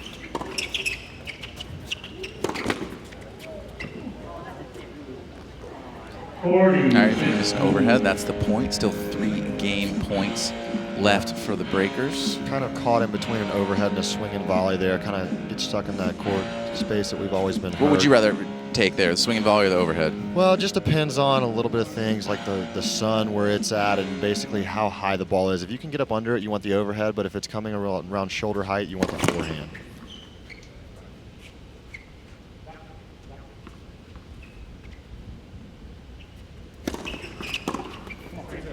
Looks like Johnson's facing the sun right now, so I would say that he might have lost that for a second. That could have been what drew the error. But you can see them getting energetic. You know, they're feeling good. The team chemistry is that what we were looking for from Austin and Stevie to start this match, and they find themselves up 4-1 on Bob and Mike, which, like you said, on paper is the strongest lineup for the Vegas Rollers. So here we are, the chance, and Bob Bryan having to hold to keep this one close. Yep, 5 games separating these two teams. The score is 4-1, but it is still just 1 break. World Team Tennis, though, not about how many sets you win, it's about the games, and that's the total column right there, 14-9. This is the 3rd set, still 2 more to go. I'm Jeff Chisver alongside San Diego Aviators' Ryan Harrison. Gracing us with his presence here today. I said earlier, this guy's been hitting the range like a madman on the golf course. I thought he'd want to hit the course today, but he's spending some time with us. Appreciate that. Yeah, that doesn't mean that there's not a late tee time on the cards for later. It's still early. We'll see what this weather situation does. I think we're all hoping it holds off and I can hit the range and you guys can finish out the day at this wonderful outside court here at the Greenbrier venue that we've all done so well to just see. All the banners up, all the sponsors, the fans are here having a great time. They're socially distanced and everybody's really enjoying themselves.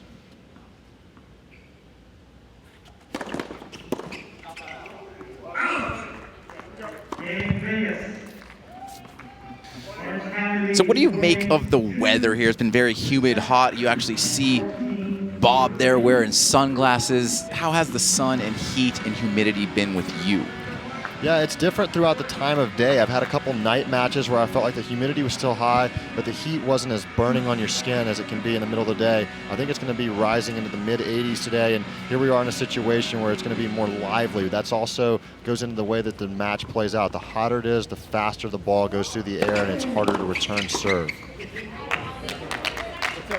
Yeah, that's a good point. I think not a lot of people realize what the weather does to the ball. The warmer it is, the ball travels faster. That's when you get the higher speeds on the serve, as we look at the quick hands there from Stevie angling off that volley at the net.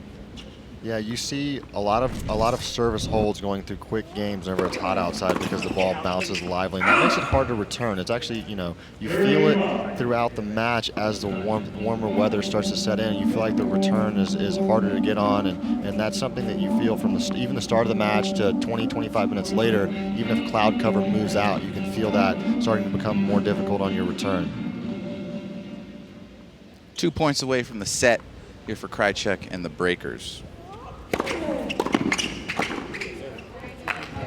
Just flawless tennis here from Stevie and Austin this whole set. I think their first serve percentage has got to be close to 80%, 85%, because it seems like they have given no opportunities to Bob and Mike here, finding themselves with 4 set points.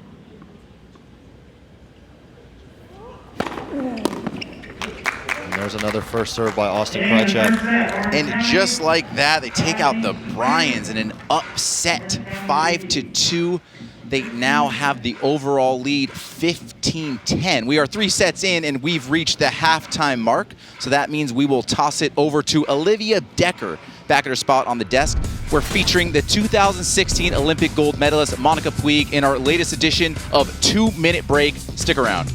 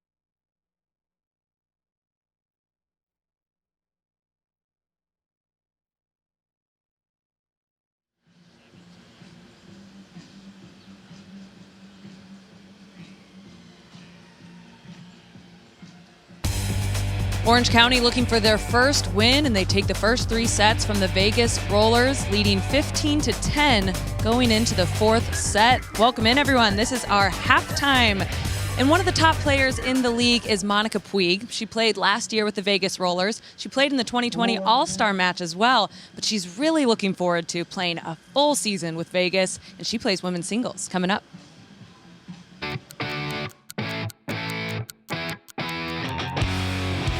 For me, World Team Tennis is something that's still relatively new in my life, but I'm really excited to be playing a full season this time around. Last year, only played one weekend with the Vegas Rollers and definitely left me wanting more. That is long. Puig holds on. Look at that emotion. Look at her team celebrate with it. This is what makes World Team Tennis so much fun. I'm very excited to be here in Greenbrier for these 3 weeks, and we're already having so much fun as a team already, so it's going to be a great time. The time off for me was actually incredibly productive because I had elbow surgery in December, so I tried to come back in March in Indian Wells, and my elbow unfortunately still wasn't ready. So this quarantine and the time off pretty much gave me an opportunity to rehab my elbow and get back to playing form and spend some much needed time with my family, as we don't really get to do that often during the season. If there was one thing I could change about tennis, it would be adding more team competitions, I think, because you can just see that when everybody's in a team environment, we just have more fun, we're more relaxed, and the tennis is always way better because we're completely, at ease with everything.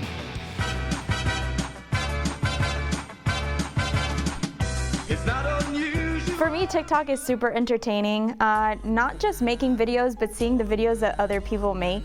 I think it's very time consuming, that's for sure. Christiane is definitely much better than me at TikTok. Her TikToks at the beginning were so funny.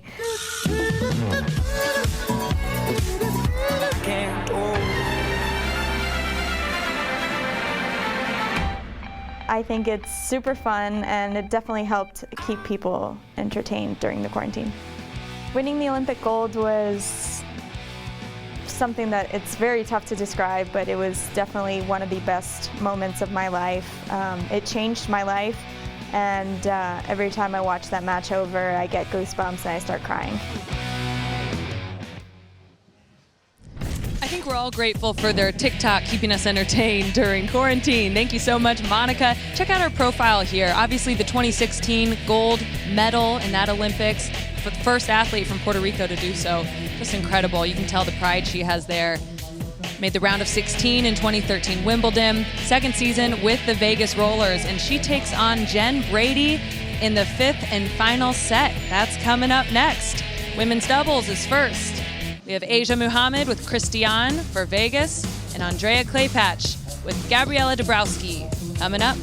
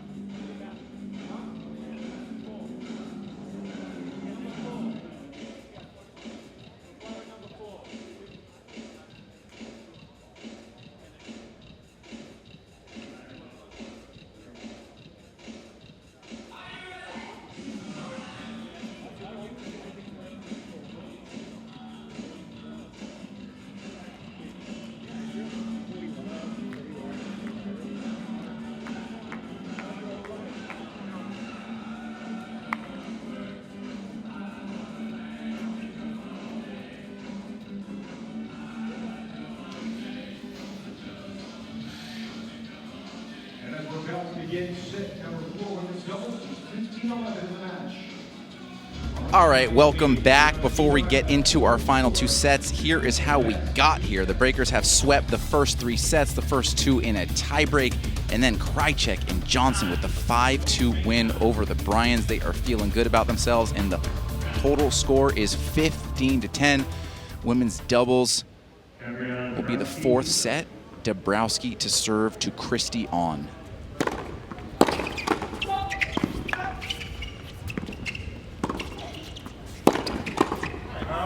Okay, and Ryan, in this match, this is going to be our first look at 3 of the players on the court. Christy On, we got Andrea Klepac and Asia Mohammed, 4 players that certainly know their way around the doubles court. Yeah, definitely. You feel like Dabrowski and Klepac are going to have the advantage when both are up at the net. Christy On will be back at the baseline looking to rip and implement her power off the baseline. Asia feels very comfortable around the net, too. She's a bit of an all-around player, has a big serve. I'm interested to see how her shoulder is after coming out of that mixed doubles, how she feels out there right now. Hopefully her serve is at full power.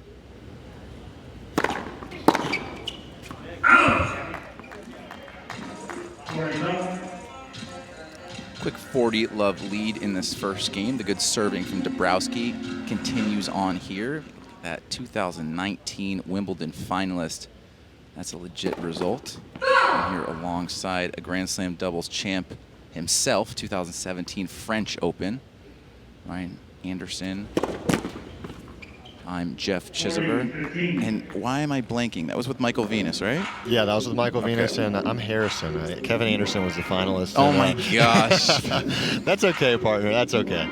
No worries. I was just going to think about putting in this little thought with, sorry, I'll give you a thought after this point. With the 2 additions on the Breakers side, you've got Dabrowski and Krajicek who have been added to this team. And the separation in score in the men's singles was only 1 game. So what you're seeing now is a 16-10 overall lead, which is a 5-game difference other than the men's singles. Every other lineup has had an adjustment for this match ever since their 0-3 start. So right away, these 2 free agent signings are making a big impact on the outcome of this match.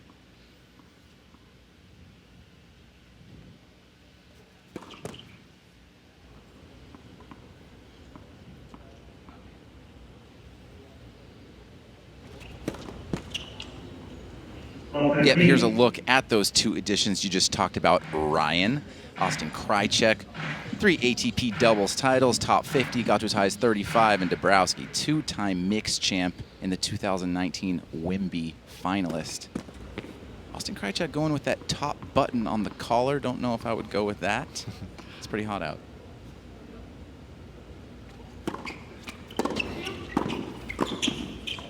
It's a great return and a great move up there by Klepac. And like you said, Austin has those 3 doubles titles and his career high is 35, but I think that most people regard him as a better doubles player than his ranking. He only started focusing on doubles primarily about a year ago. Other than that, he was playing singles a lot as well. He got to the top 100 in the world in singles, so it took him a while to want to give that up and start playing and focusing on doubles. So I would expect to see him in the top 20 or 10 in the world in doubles at some point.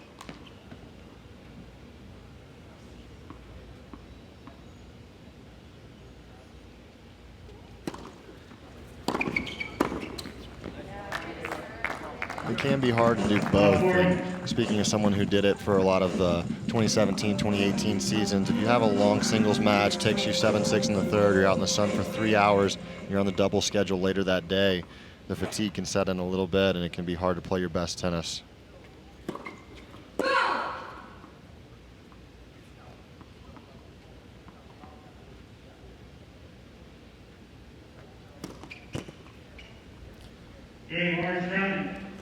And that is 8 straight points for the Breakers, which makes it 17-10 on the total. They are in complete control.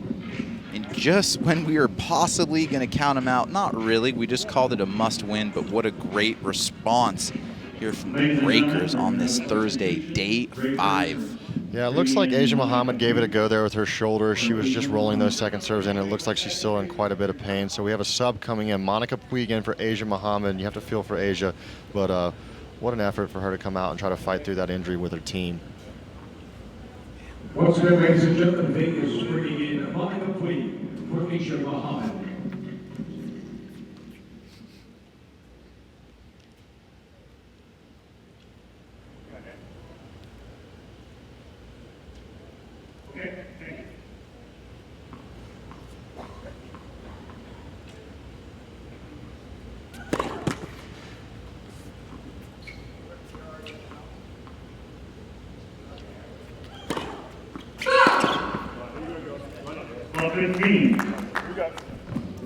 It's our first look at the 34-year-old Slovenian, 5th World Team Tennis season, 4th straight with the Breakers. This is the 2017 female MVP.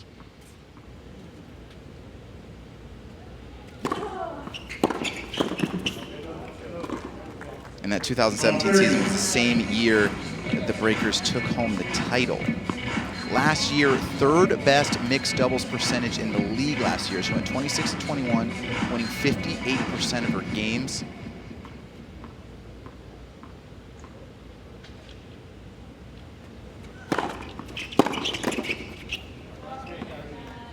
Great example, pinching middle right there from Dabrowski. When your nose is on the net, it makes it a little easier to volley, even if you shank it, even if you don't have the best form. Trickles over the net.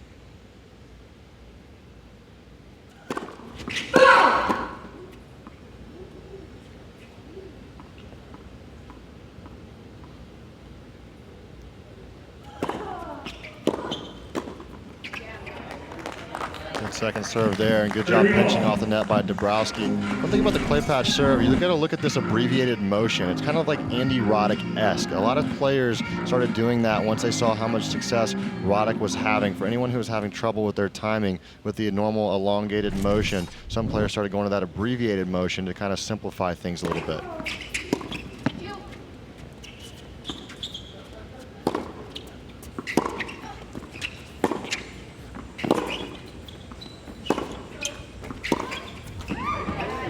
That's one of those where she's crossing, she's pinching.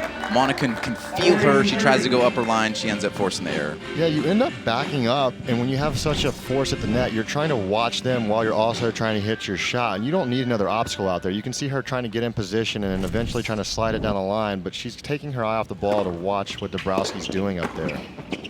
And that's why she stays home. Yeah, that's why, because she's just so comfortable making her moves, knowing where the likely outcome, where the shot's going to go from her opponent, that she catches so many balls and so many putaways at the net that you have to watch her. Watch her here, throws a little fake to the left, goes back to the right, and just finishes that nicely. And that's just why you end up at 7 in the world in doubles. One of my favorite moves is the fake and go. You know, some people the fake, some people go, but you get the early fake and then you go. It's just an extra step. You can thank me later, Gabby, for that little coaching tip. Actually, Ryan, you should use that in your next match. You can thank me. I'll point up here and give you a shout out in the booth if I do it successfully. I'll give you like a little double thumbs up. The fake and go is legit. I love it. Not a lot of people do that. that. It's such a timing thing because you have to hold the spot long enough to let them commit to where you want them to go, and then go quick enough to cover that spot. Yeah, when you're returning and you see a guy at the net do a fake and then you get it cross court, you're thinking in your head like, oh, that dude just tried to fake me out. He did it all, but that's what you do. It's like you do the fake early, the other person thinks it's a terrible fake, and then you go and then you got the upper hand. I love it. Especially on big servers, you're usually looking at first instinct. So you can take a quick glance at where the net person is, and then ultimately you have to focus on hitting your shot. You can't just watch the net person the whole time. So as the ball's coming across the net, you give it a quick glance, see what they're doing, and that's where the fake becomes so vital, especially in doubles where someone's on top of the net, because you see them make a move to stay home, and then you commit to go the open court, and next thing you know, they're on top of the net, and they're pinching off where you were just going.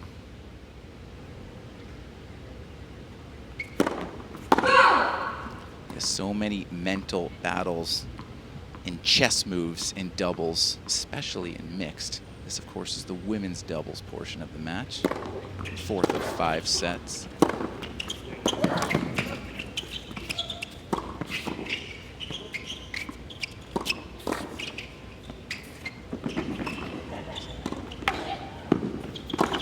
Oh, let's go. Great hands by the Slovenian. They tested her twice. She gets it back. Dabrowski grinds, gets the lob. Puig blows the overhead. Yeah, just a full-on fighting point there. One thing you've got to look at here is just full cross. You have 2 ways to poach in doubles. You can do a poach where you tell the server to stay home and the person who's crossing is just going to look to try and cut off the middle, or you can do a full all-out switch, which is what Dabrowski and Claypatch did there, where one person goes all the way across the court and the server goes all the way behind the crossing partner. Yeah, sometimes you're calling it. You're not calling a go, but you're still semi-going, and you're at least looking to pick off anything in the middle. And you got to do that, or you're not doing your server any service. Correct, and that's when you just hear them say, "I'm going to serve wide," and you look for it. That means to look middle. It's not a fake. It's not a stay, but it's more of a, I'm going to be aware if anything comes middle. I'm going to try to get there.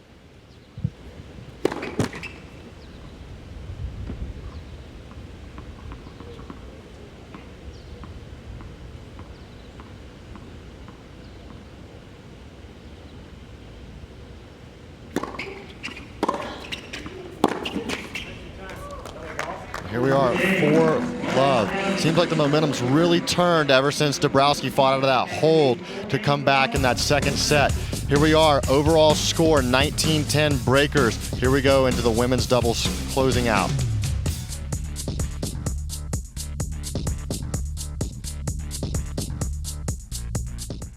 Emerson Latzia here, and tennis fans, you're going to love this. DraftKings is partnered with World Team Tennis, and we've got an exclusive way for everyone to get in on the action with thousands of dollars in prizes this season. Download the DraftKings app and enter our free-to-play tennis pools with promo code WTT. Then put your knowledge to the test and answer a series of questions about the matches being played that day. So enter now, download the DraftKings app, use promo code WTT, and play free for thousands of dollars in prizes. Oh, we love our new home. Neighborhood's great. Amazing school district. The HOA has been very involved. These shrubs aren't board approved. You need to break down your cardboard. Thank you. Violation. Violation. I see you've met Cynthia. At least Geico makes bundling our home and car insurance easy. And does help us save a bunch of money. 2 inches over regulation. Thanks, Cynthia. For bundling made easy, go to geico.com. Klepacz and Dabrowski putting on a doubles cleanup. Look at the movement between these two. Yeah, and you want to be in sync with your partner here. As soon as that ball comes low, you're going to see her move across the middle, get close to the net where that's a very simple volley, and give the person who's hitting their first volley no space to go into. That's textbook doubles right there. And they are up 4-0 in this fourth set. They have taken every set thus far. We still have one set to play. Always extended play in play. We can explain that later, but right now the deficit is huge.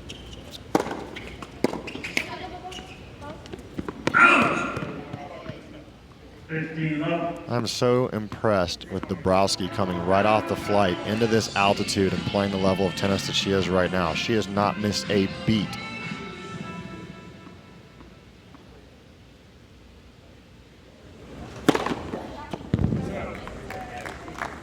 Right on cue. Just laying the hammer down. Does not want to give any opening. Yeah, she's serving great on that ad side especially. Yeah, both sides of the court, hitting both spots well.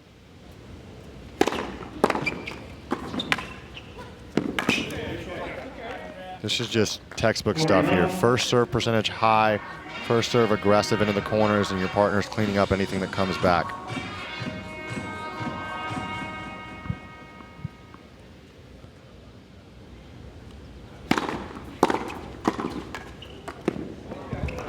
Oh, Klepacz with the two-handed spiker into the stands.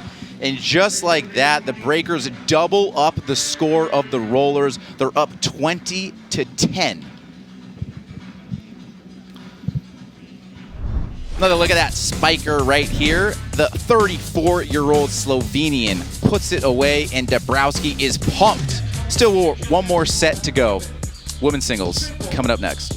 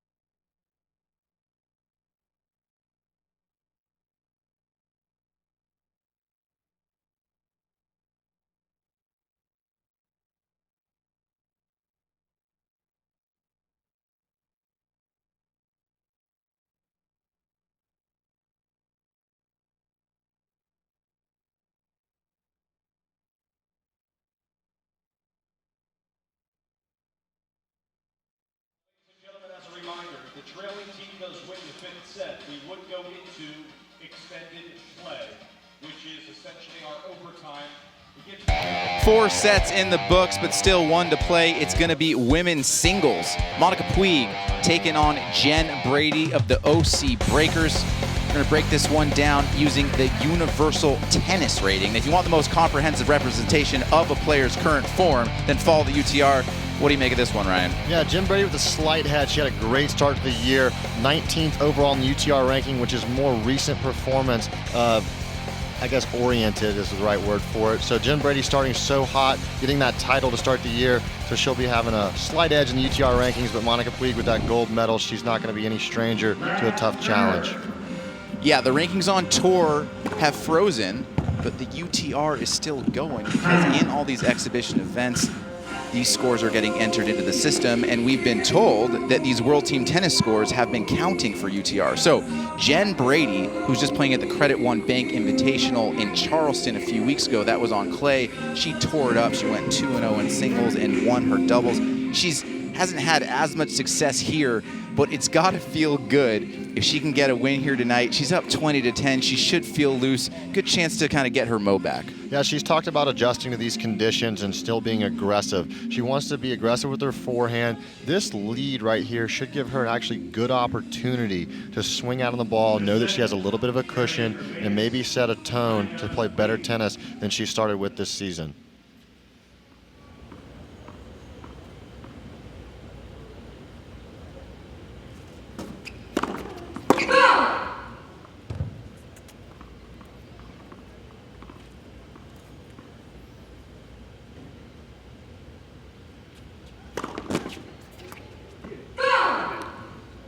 For all you watching and realizing that the Breakers are up 10 games, but you just played a 5, why are we even playing this set? Where there's a little thing called extended play that gives you the opportunity to always come back no matter what the deficit is. And that will come into play if Puig can win the set. If Puig wins the set, the match will continue. We'll just start with that for now.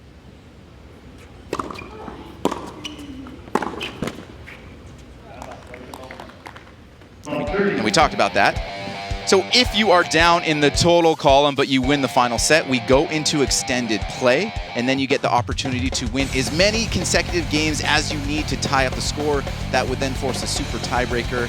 That would take some crazy, crazy comeback here from Puig to do so. But just like in other sports, like in baseball, you got to get that final out even if you're up 10 runs. And if you're Brady, you have to win that final game.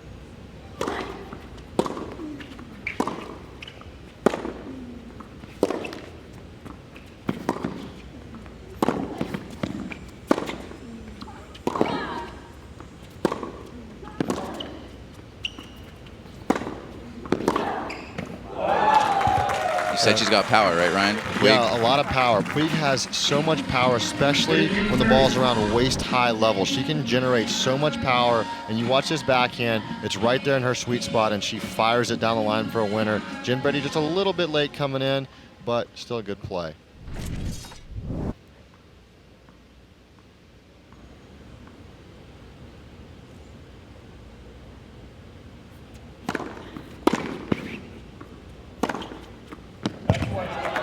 There's the Puig power. Brady just a little short with that return. If I'm Rick Leach over there in the corner, I'm going to tell Jen Brady to swing out on a lot of these balls. You want to see her be the aggressive, really taking the ball on her terms, Jen Brady, that she's used to being throughout the year, all the way through this year.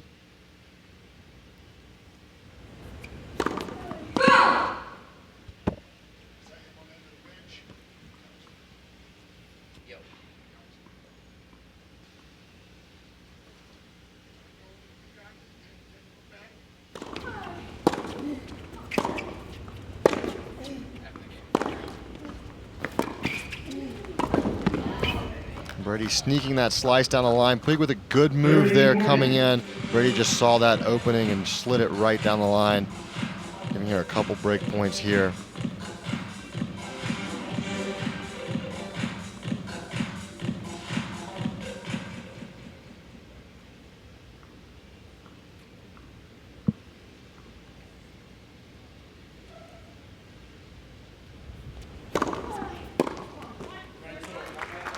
It's a good serve there, and I like that she's pumping up and saying, come on. First of all, 1 point at a time. You can always come back in this format, and if you're not able to come over this task, at least getting a win here for Puig keeps good momentum going moving forward for future matches. So you can't just let this get away, confidence being so important, especially in such a short format.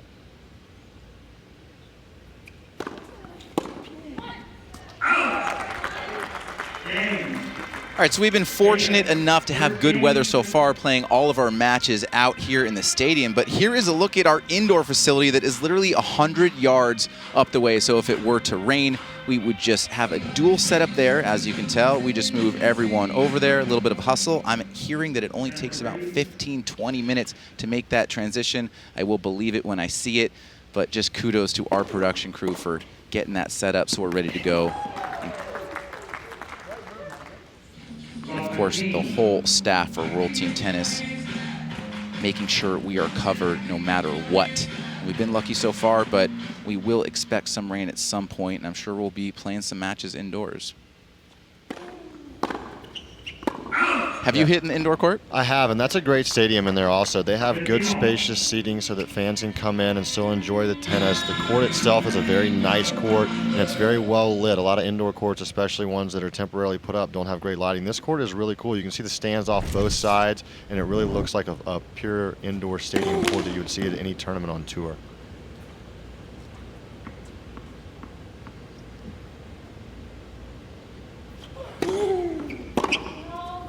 You know, Ryan, you talked about Puig still putting in a full effort here for momentum, but let's not forget there are bonuses to be made for your standings and the percentage of games you win in your category. So there are still things to be played for, even if your team doesn't win the match. Yes, you want to overall put up the best individual performances. Those records are kept just to kind of keep everybody accountable and make sure that if you're playing really, really well, that you still get paid off for that sort of good performance. Yeah, many different chances to make some money. And speaking of which, $500,000 to the winning team. You split that 4 or 5 ways, that's a pretty nice paycheck. That is certainly a nice paycheck. It makes you want to go out there and practice tennis instead of golf this afternoon. Now I'm starting to feel guilty. I mean, let's say 100, 125 grand. That's about the same as what? Reaching the semis of the City Open? Something like that, ATP 500. It's a heck of a payday, especially in COVID times where tennis players have been effectively unemployed with no guaranteed contracts in our sport. So that little bonus is a really cool touch that World Team Tennis has added on this season. So Brady holds, we're at 1-all, and here is just a little overview of what we got going on. 9 teams, top 4 make the playoffs, 19-day regular season. The semis and finals on August 1st, August 2nd, July 31st will be a day off. $5 million in prize money, and like we said, $500,000 to the championship team. That is so beefed up from years past. It is an absolute game changer this year for the 45th World Team Tennis season.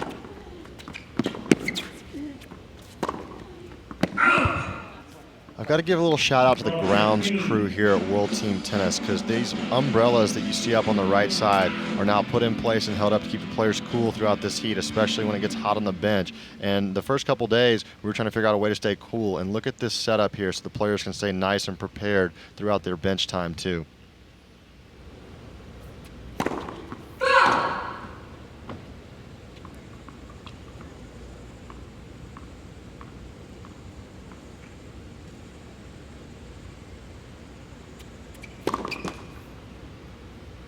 We're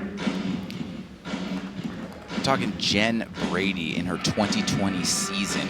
She's taken out Maria Sharapova, former world #1 Ash Barty, Svitolina, Vondrousova, Muguruza.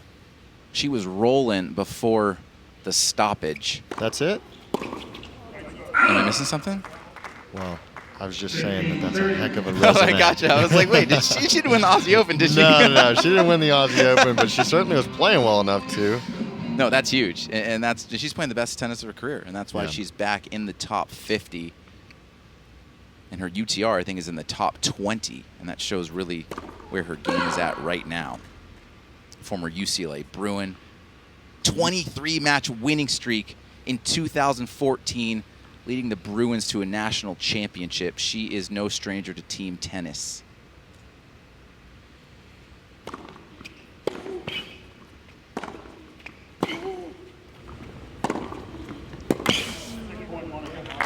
UTR is your last 20 competitive matches, right? Yes. I would say Jim Brady's close to 15 or 16 wins out of her last 20 if I had to guess. Yeah, and that's what the UTR does, right? It's almost like a golf handicap. Holds you accountable, and there's nobody there to foot wedge it for you. You're out there by yourself.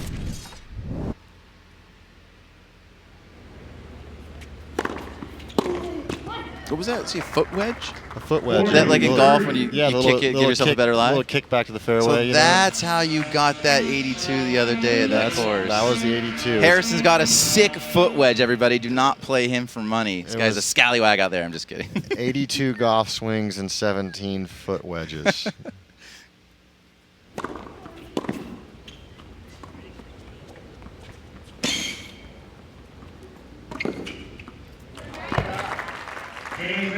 All right, we're talking about Brady ballin' in 2020. Here's a closer look at all that. She's been in the top 50 in doubles and singles. 12-5. You were asked about her record. Like we said, wins over Sharapova, Ash Body, Svitolina, and Mugu, I should say. And there it is, Aussie Open doubles semi-finalist in doubles. So she can do it in each format.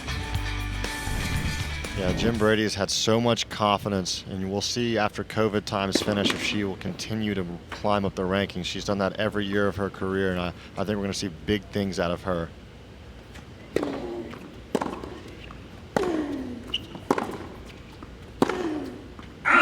There's no area of her game that looks like a weakness. She looks like she can create power on both sides. She looks like she's a very good athlete. Her serve is a very fluid motion, so there's no reason to say why she couldn't be top 10 in the world. I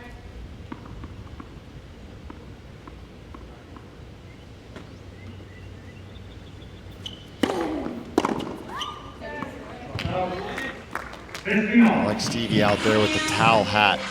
He's out there being a good ball person, being a good teammate.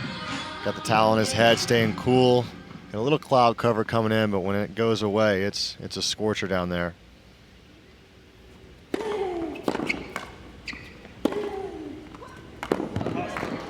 Yeah, I'm pumped for the Breakers right now. You never want to see 0-3. I should say you don't want to see them drop to 0-4, and we love the idea that the league is so deep and that we're proved once again, just when you think, just like yesterday, oh, the Freedoms are unstoppable. They get swept by the Liberty. Yeah, Vegas comes off I'm sorry, the 2 Liberty. wins. What is this, the WNBA? It's the That's okay. Empire. Come on, The Empire is Jeff. fine. Hey, listen, we knew what you meant. I knew where your head was at, and I was just thinking about Vegas. I'm here with Kevin Anderson, and I'm Yeah. watching the Liberty.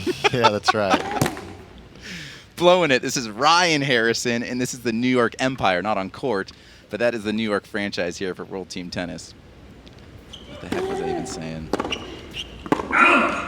Yeah, it's interesting because, on paper you have such a deep lineup on the Philadelphia side, but, Jack Sock being the last American man to be in the top 10 in the world and finish in the World Tour Finals in 2017. He played in the ATP World Tour Finals. So his matchup against Fritz might have looked a little bit deceptive on paper because you're seeing a big ranking gap as of current rankings, but in overall terms, Jack being only 27 years old and having such a big resume behind him, not a lot of people were surprised that was going to be a tough match considering how accomplished Jack is as a singles and doubles player. Yeah, great in doubles and singles, and that's what the Breakers have done here today. 2-all in the fifth set, but they got a big lead, 22-12. Women's singles when we come back.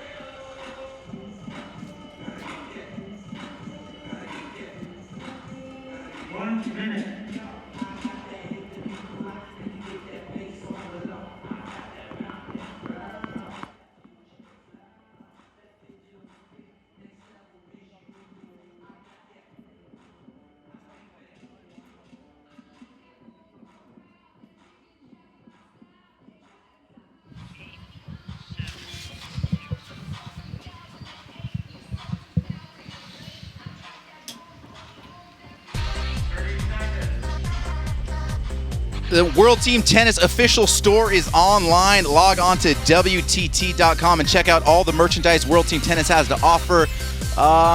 What looks good there? I see a little San Diego Aviators bag. You think you can cop me one of those, Ryan? I certainly can. We got plenty of bags for you, Jeff. And a shirt, please. Anything you need, we're happy to sprinkle Aviator fandom all across this Greenbrier Resort. Let's do it. My new favorite team, Aviators all the way.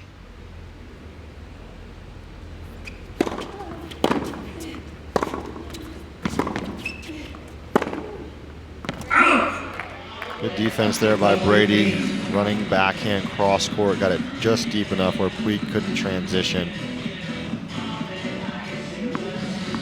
I like the heaviness of Brady's forehand. She gets a lot of shape on it. Extreme Western.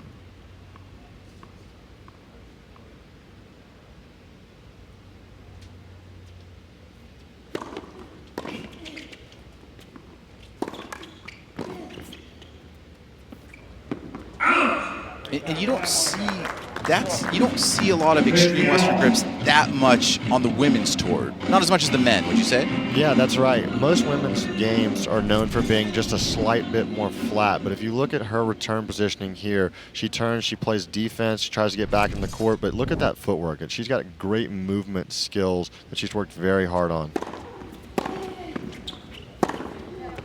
That's a big forehand there. That's when Monica gets her weight stepping in the ball. When you see Monica make that transitional step where she takes her back foot and then transitions into her weight on the front foot, that's when she creates so much pace. So watch her set off her right leg here and step in with the left, and then she gets that ball going through the court at a rate that Jennifer Brady can't run it down.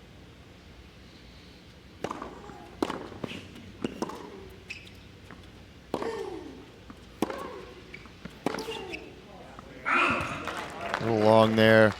And what happens in this situation is if you're Monica Puig and you're being that aggressive on short balls and you show her that hitting the ball inside the service line is no good, well then Jennifer Brady has to force herself to play deeper, and that's what draws the error there.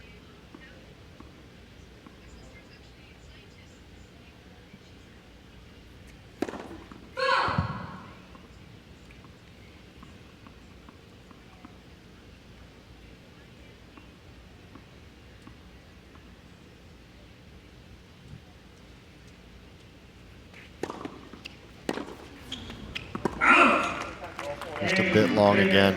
It's funny, when I've had matches against some of your greats, Roger Federer, Novak Djokovic, Rafael Nadal in the past, people ask me, well, why is your unforced error count so high?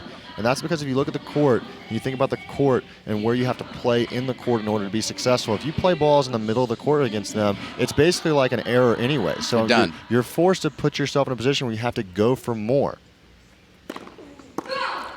Right, not unforced errors, but they're forced in your head because you just can't lay anything out there or you're done. Correct. You're toast.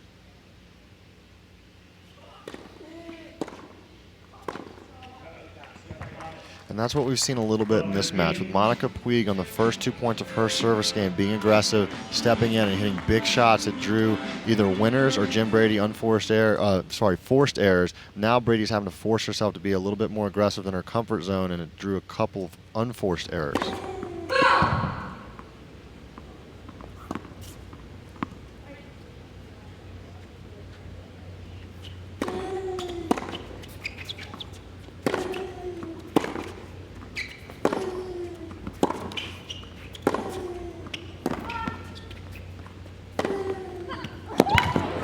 Great shot there. If I'm Rick Leach over in the corner, I'm just telling Jim Brady, stay the course, play your game. Don't be more aggressive than you feel comfortable being. Use your shape, your shot selection. What Monica's doing should not have that much of a bearing on what you're doing. You try to take yourself and focus on what you can control. So if she hits a great shot, you just say too good and you get right back to what you can control.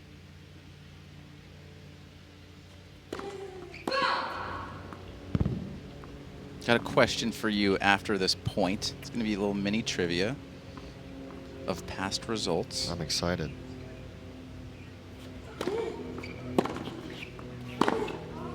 All right, I have faith in you because you were so good before on your results. We talked about playing the greats. Yeah, hit me. How many times have you played Roger Federer? I played Roger Federer twice. Okay. Did you win either of them? I did not. Indian Wells Okay, in year? 2012, I believe. Or is that 2013? 2011 was 2011, Indian Wells. all right.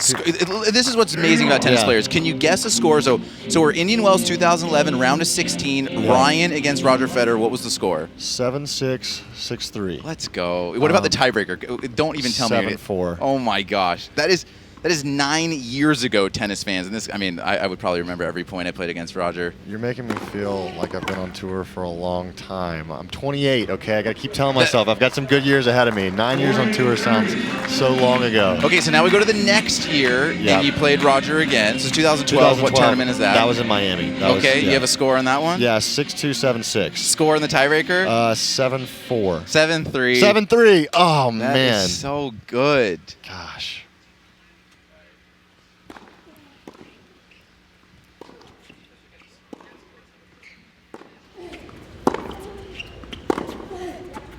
That's a great forehand by Jen Brady, getting right back on track and getting a good hold and serve after Monica Puig was starting to implement herself. So great job calming down there. Like we talked about going in this match for Jen Brady is pivotal because even though the scoreline is drastically different from both teams in this match, Jen Brady getting going could be a big difference maker down the stretch. And we're so early in the season that I know that the Breakers want to get Jen Brady into her top form for this second half of the season.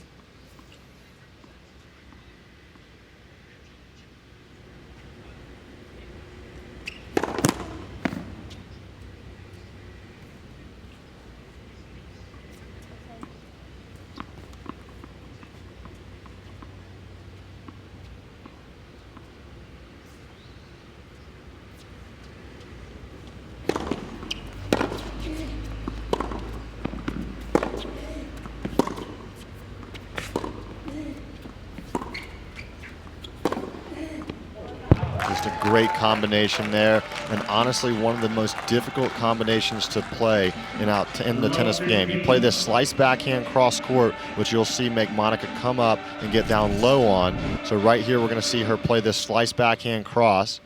This gets down low. Monica has to lift the ball, and Jen expects that. She gets around and rips this forehand inside in.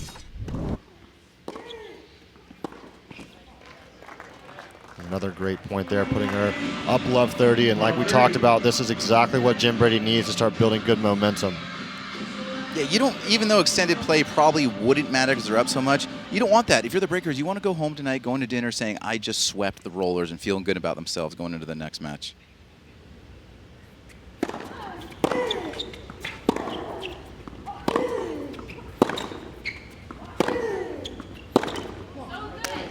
There's an aspect of team tennis that's difficult to explain to most team sport athletes where if you have a really bad match in your own set of the score and you lose, so let's say Jen Brady were to lose this, it's hard for some individual sport athletes like tennis players who are individual athletes for 95% of the season to just let that roll off and let that go because you're so focused on what you're doing out there because it's how you're trained from the time that you start.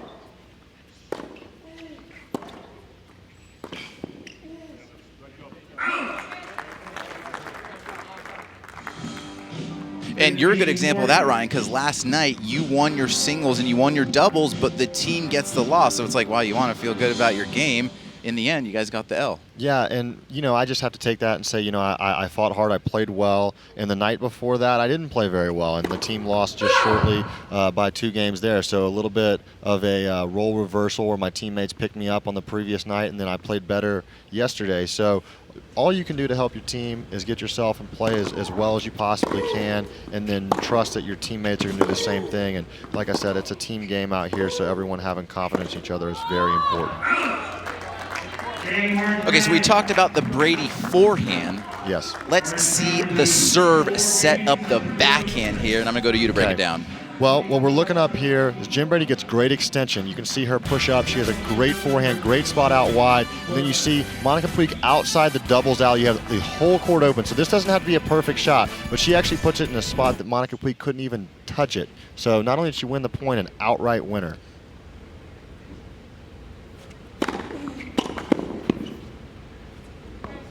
And still serving well. She's really settled into a good rhythm here in this last 5 to 10 minutes to try and close out this thing with no extended play lead needed.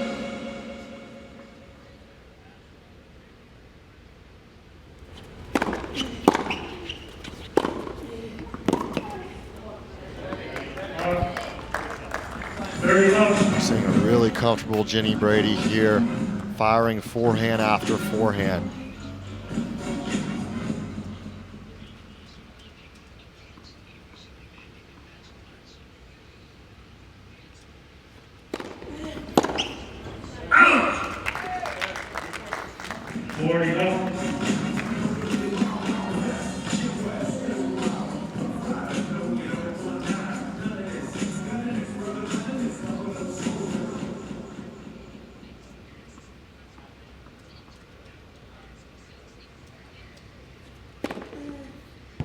And there it is. Jen Brady wraps it up. No extended play needed. The Orange County Breakers take it over the Vegas Rollers 25-13. That's just what they needed after a tough start. And now these two new additions have put them in the winning column. Much needed win for the Breakers. They sweep all 5 sets and they take out the Rollers, and they will drop to 2-2, but the Breakers finally get on the board in the standings. And when you look at the scores right there, women's doubles bagel, and then you got the mixed doubles 5-4. A key player with that is that Canadian right there, Gabby Dabrowski. Coming up, huge for them in both of her sets, and that makes her the guaranteed rate player of the match. And when you receive that accolade, you score yourself an interview with our very own Olivia Decker. Looking forward to that, and that's all happening right after the break. Gabby and Olivia, we'll hear from you guys in just a little bit. It's the Breakers over the Rollers, 25-13.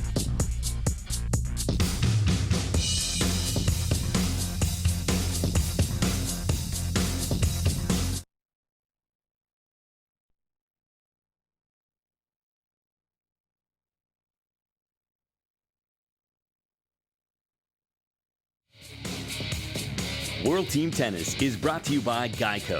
Did you know that right now, Geico is offering an extra 15% credit on car, motorcycle, and RV policies?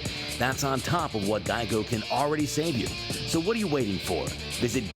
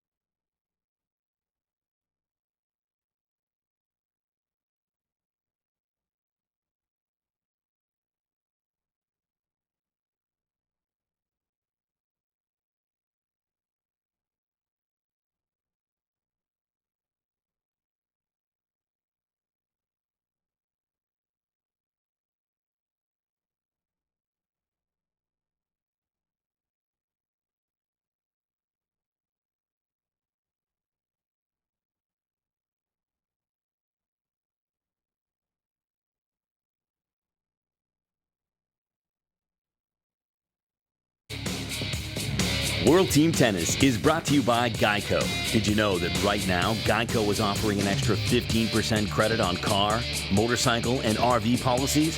That's on top of what Geico can already save you. So what are you waiting for? Visit geico.com to learn more. By the Greenbrier Valley in West Virginia, home to scenic trails and quiet rivers, friendly mountain towns, and America's resort, the Greenbrier. And by Chosen Foods. Join them in their sun-drenched utopia and visit chosenfoods.com. The avocado celebrated.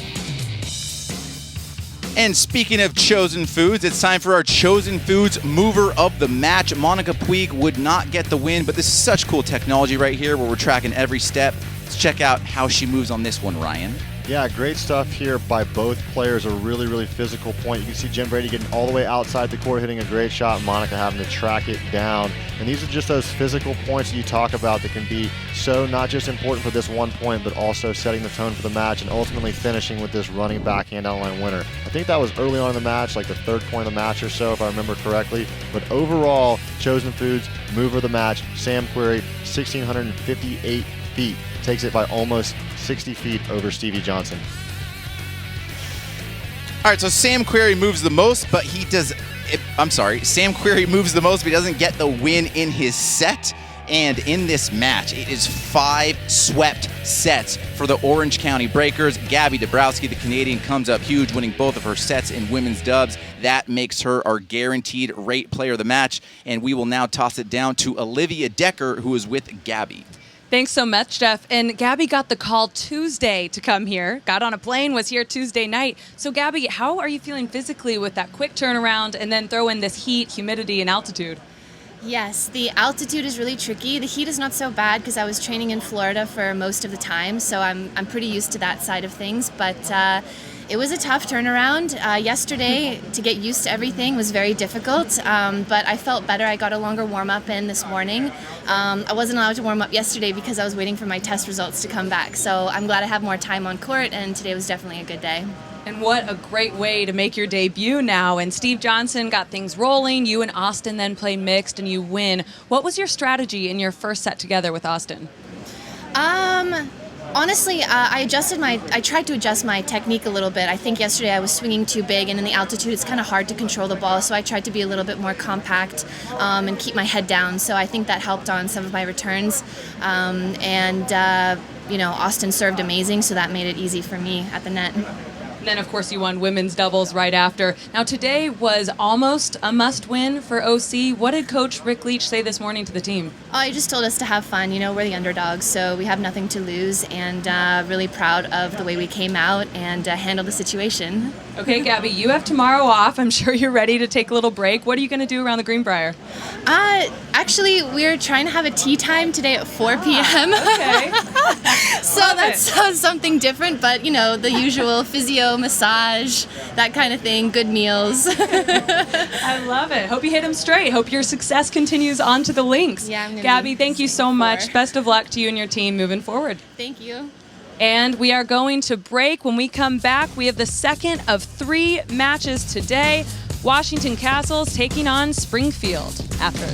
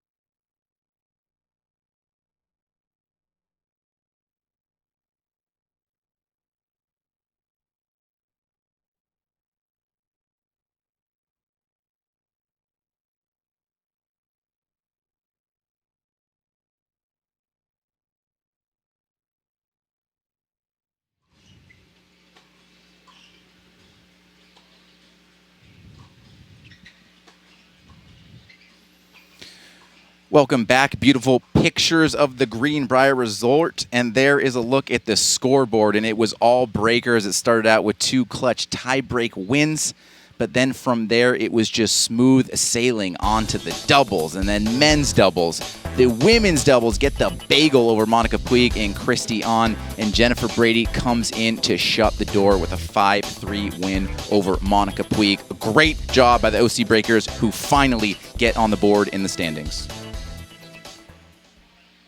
All right, let's take a look at some of the highlights from this match. And it all started out in men's singles. Not much between these two players, Ryan, but in the end, Stevie would sneak through with a win. Yeah, great tennis here all around, no breaks. These guys know each other very well, so we knew this was going to be a hard-fought match. And we saw Steve Johnson picking off good instincts up at the net. Ultimately, final point of the match goes Steve Johnson's way, taking the set 5-4. Here it is, the last point, backing up on the return, finding a forehand and putting himself in good position to take this first set.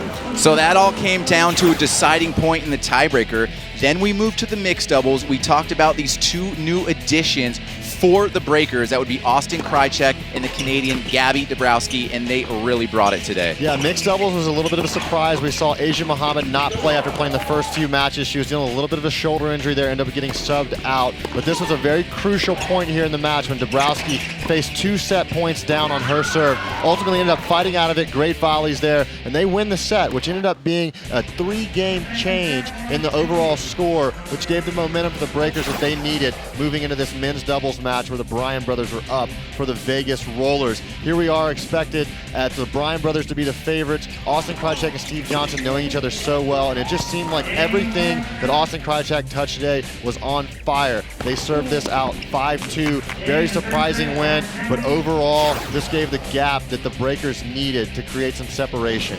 And then it was women doubles. And the Breakers are starting to get some separation. Asia Muhammad would start. She would then get subbed out. But this would end in a good old 5-0 bagel. Yeah, that bagel was really the ultimate deciding factor, and that was huge moving into women's singles, which we're going to see up next, where Jen Brady really started getting it going. But here you have some highlights of the Breakers serving it out. Great first serve percentage by Dabrowski. The whole time she set up her partner, Claypatch, at the net, who just seemed like she was spiking away everything that came back across the court. Yeah, so the 5th and final set was women's singles.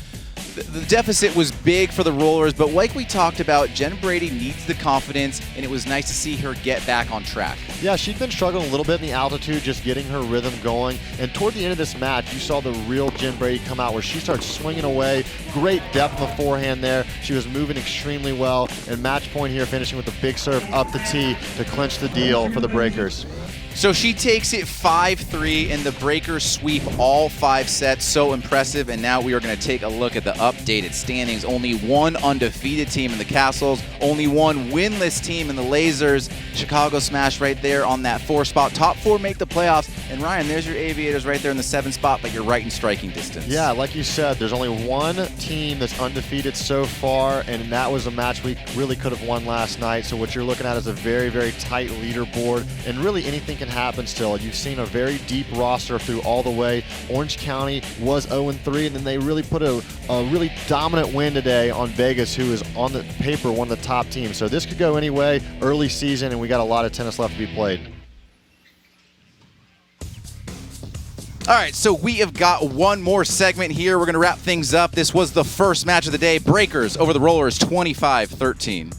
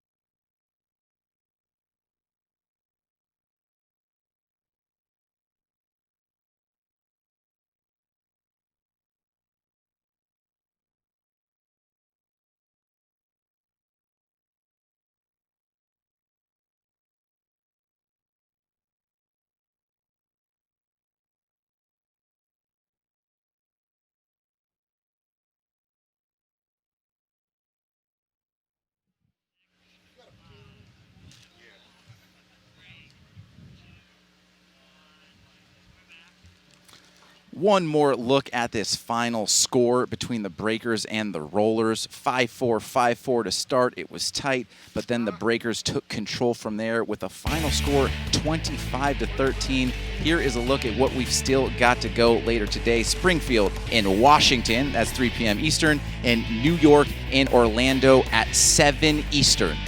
So much tennis and so much to get to. We hope you keep watching. So it was all Breakers here to start out day 5 at the Greenbrier. 2 tie-break wins to start and then smooth sailing from there. And the Breakers finally get on the board in the standings. It is nothing but a team effort here at World Team Tennis. Big thanks to everyone in the truck and, of course, around the stadium for Olivia Decker. And a special thanks to Ryan Harrison. I'm Jeff Chisver. Thank you for watching Breakers over the Rollers.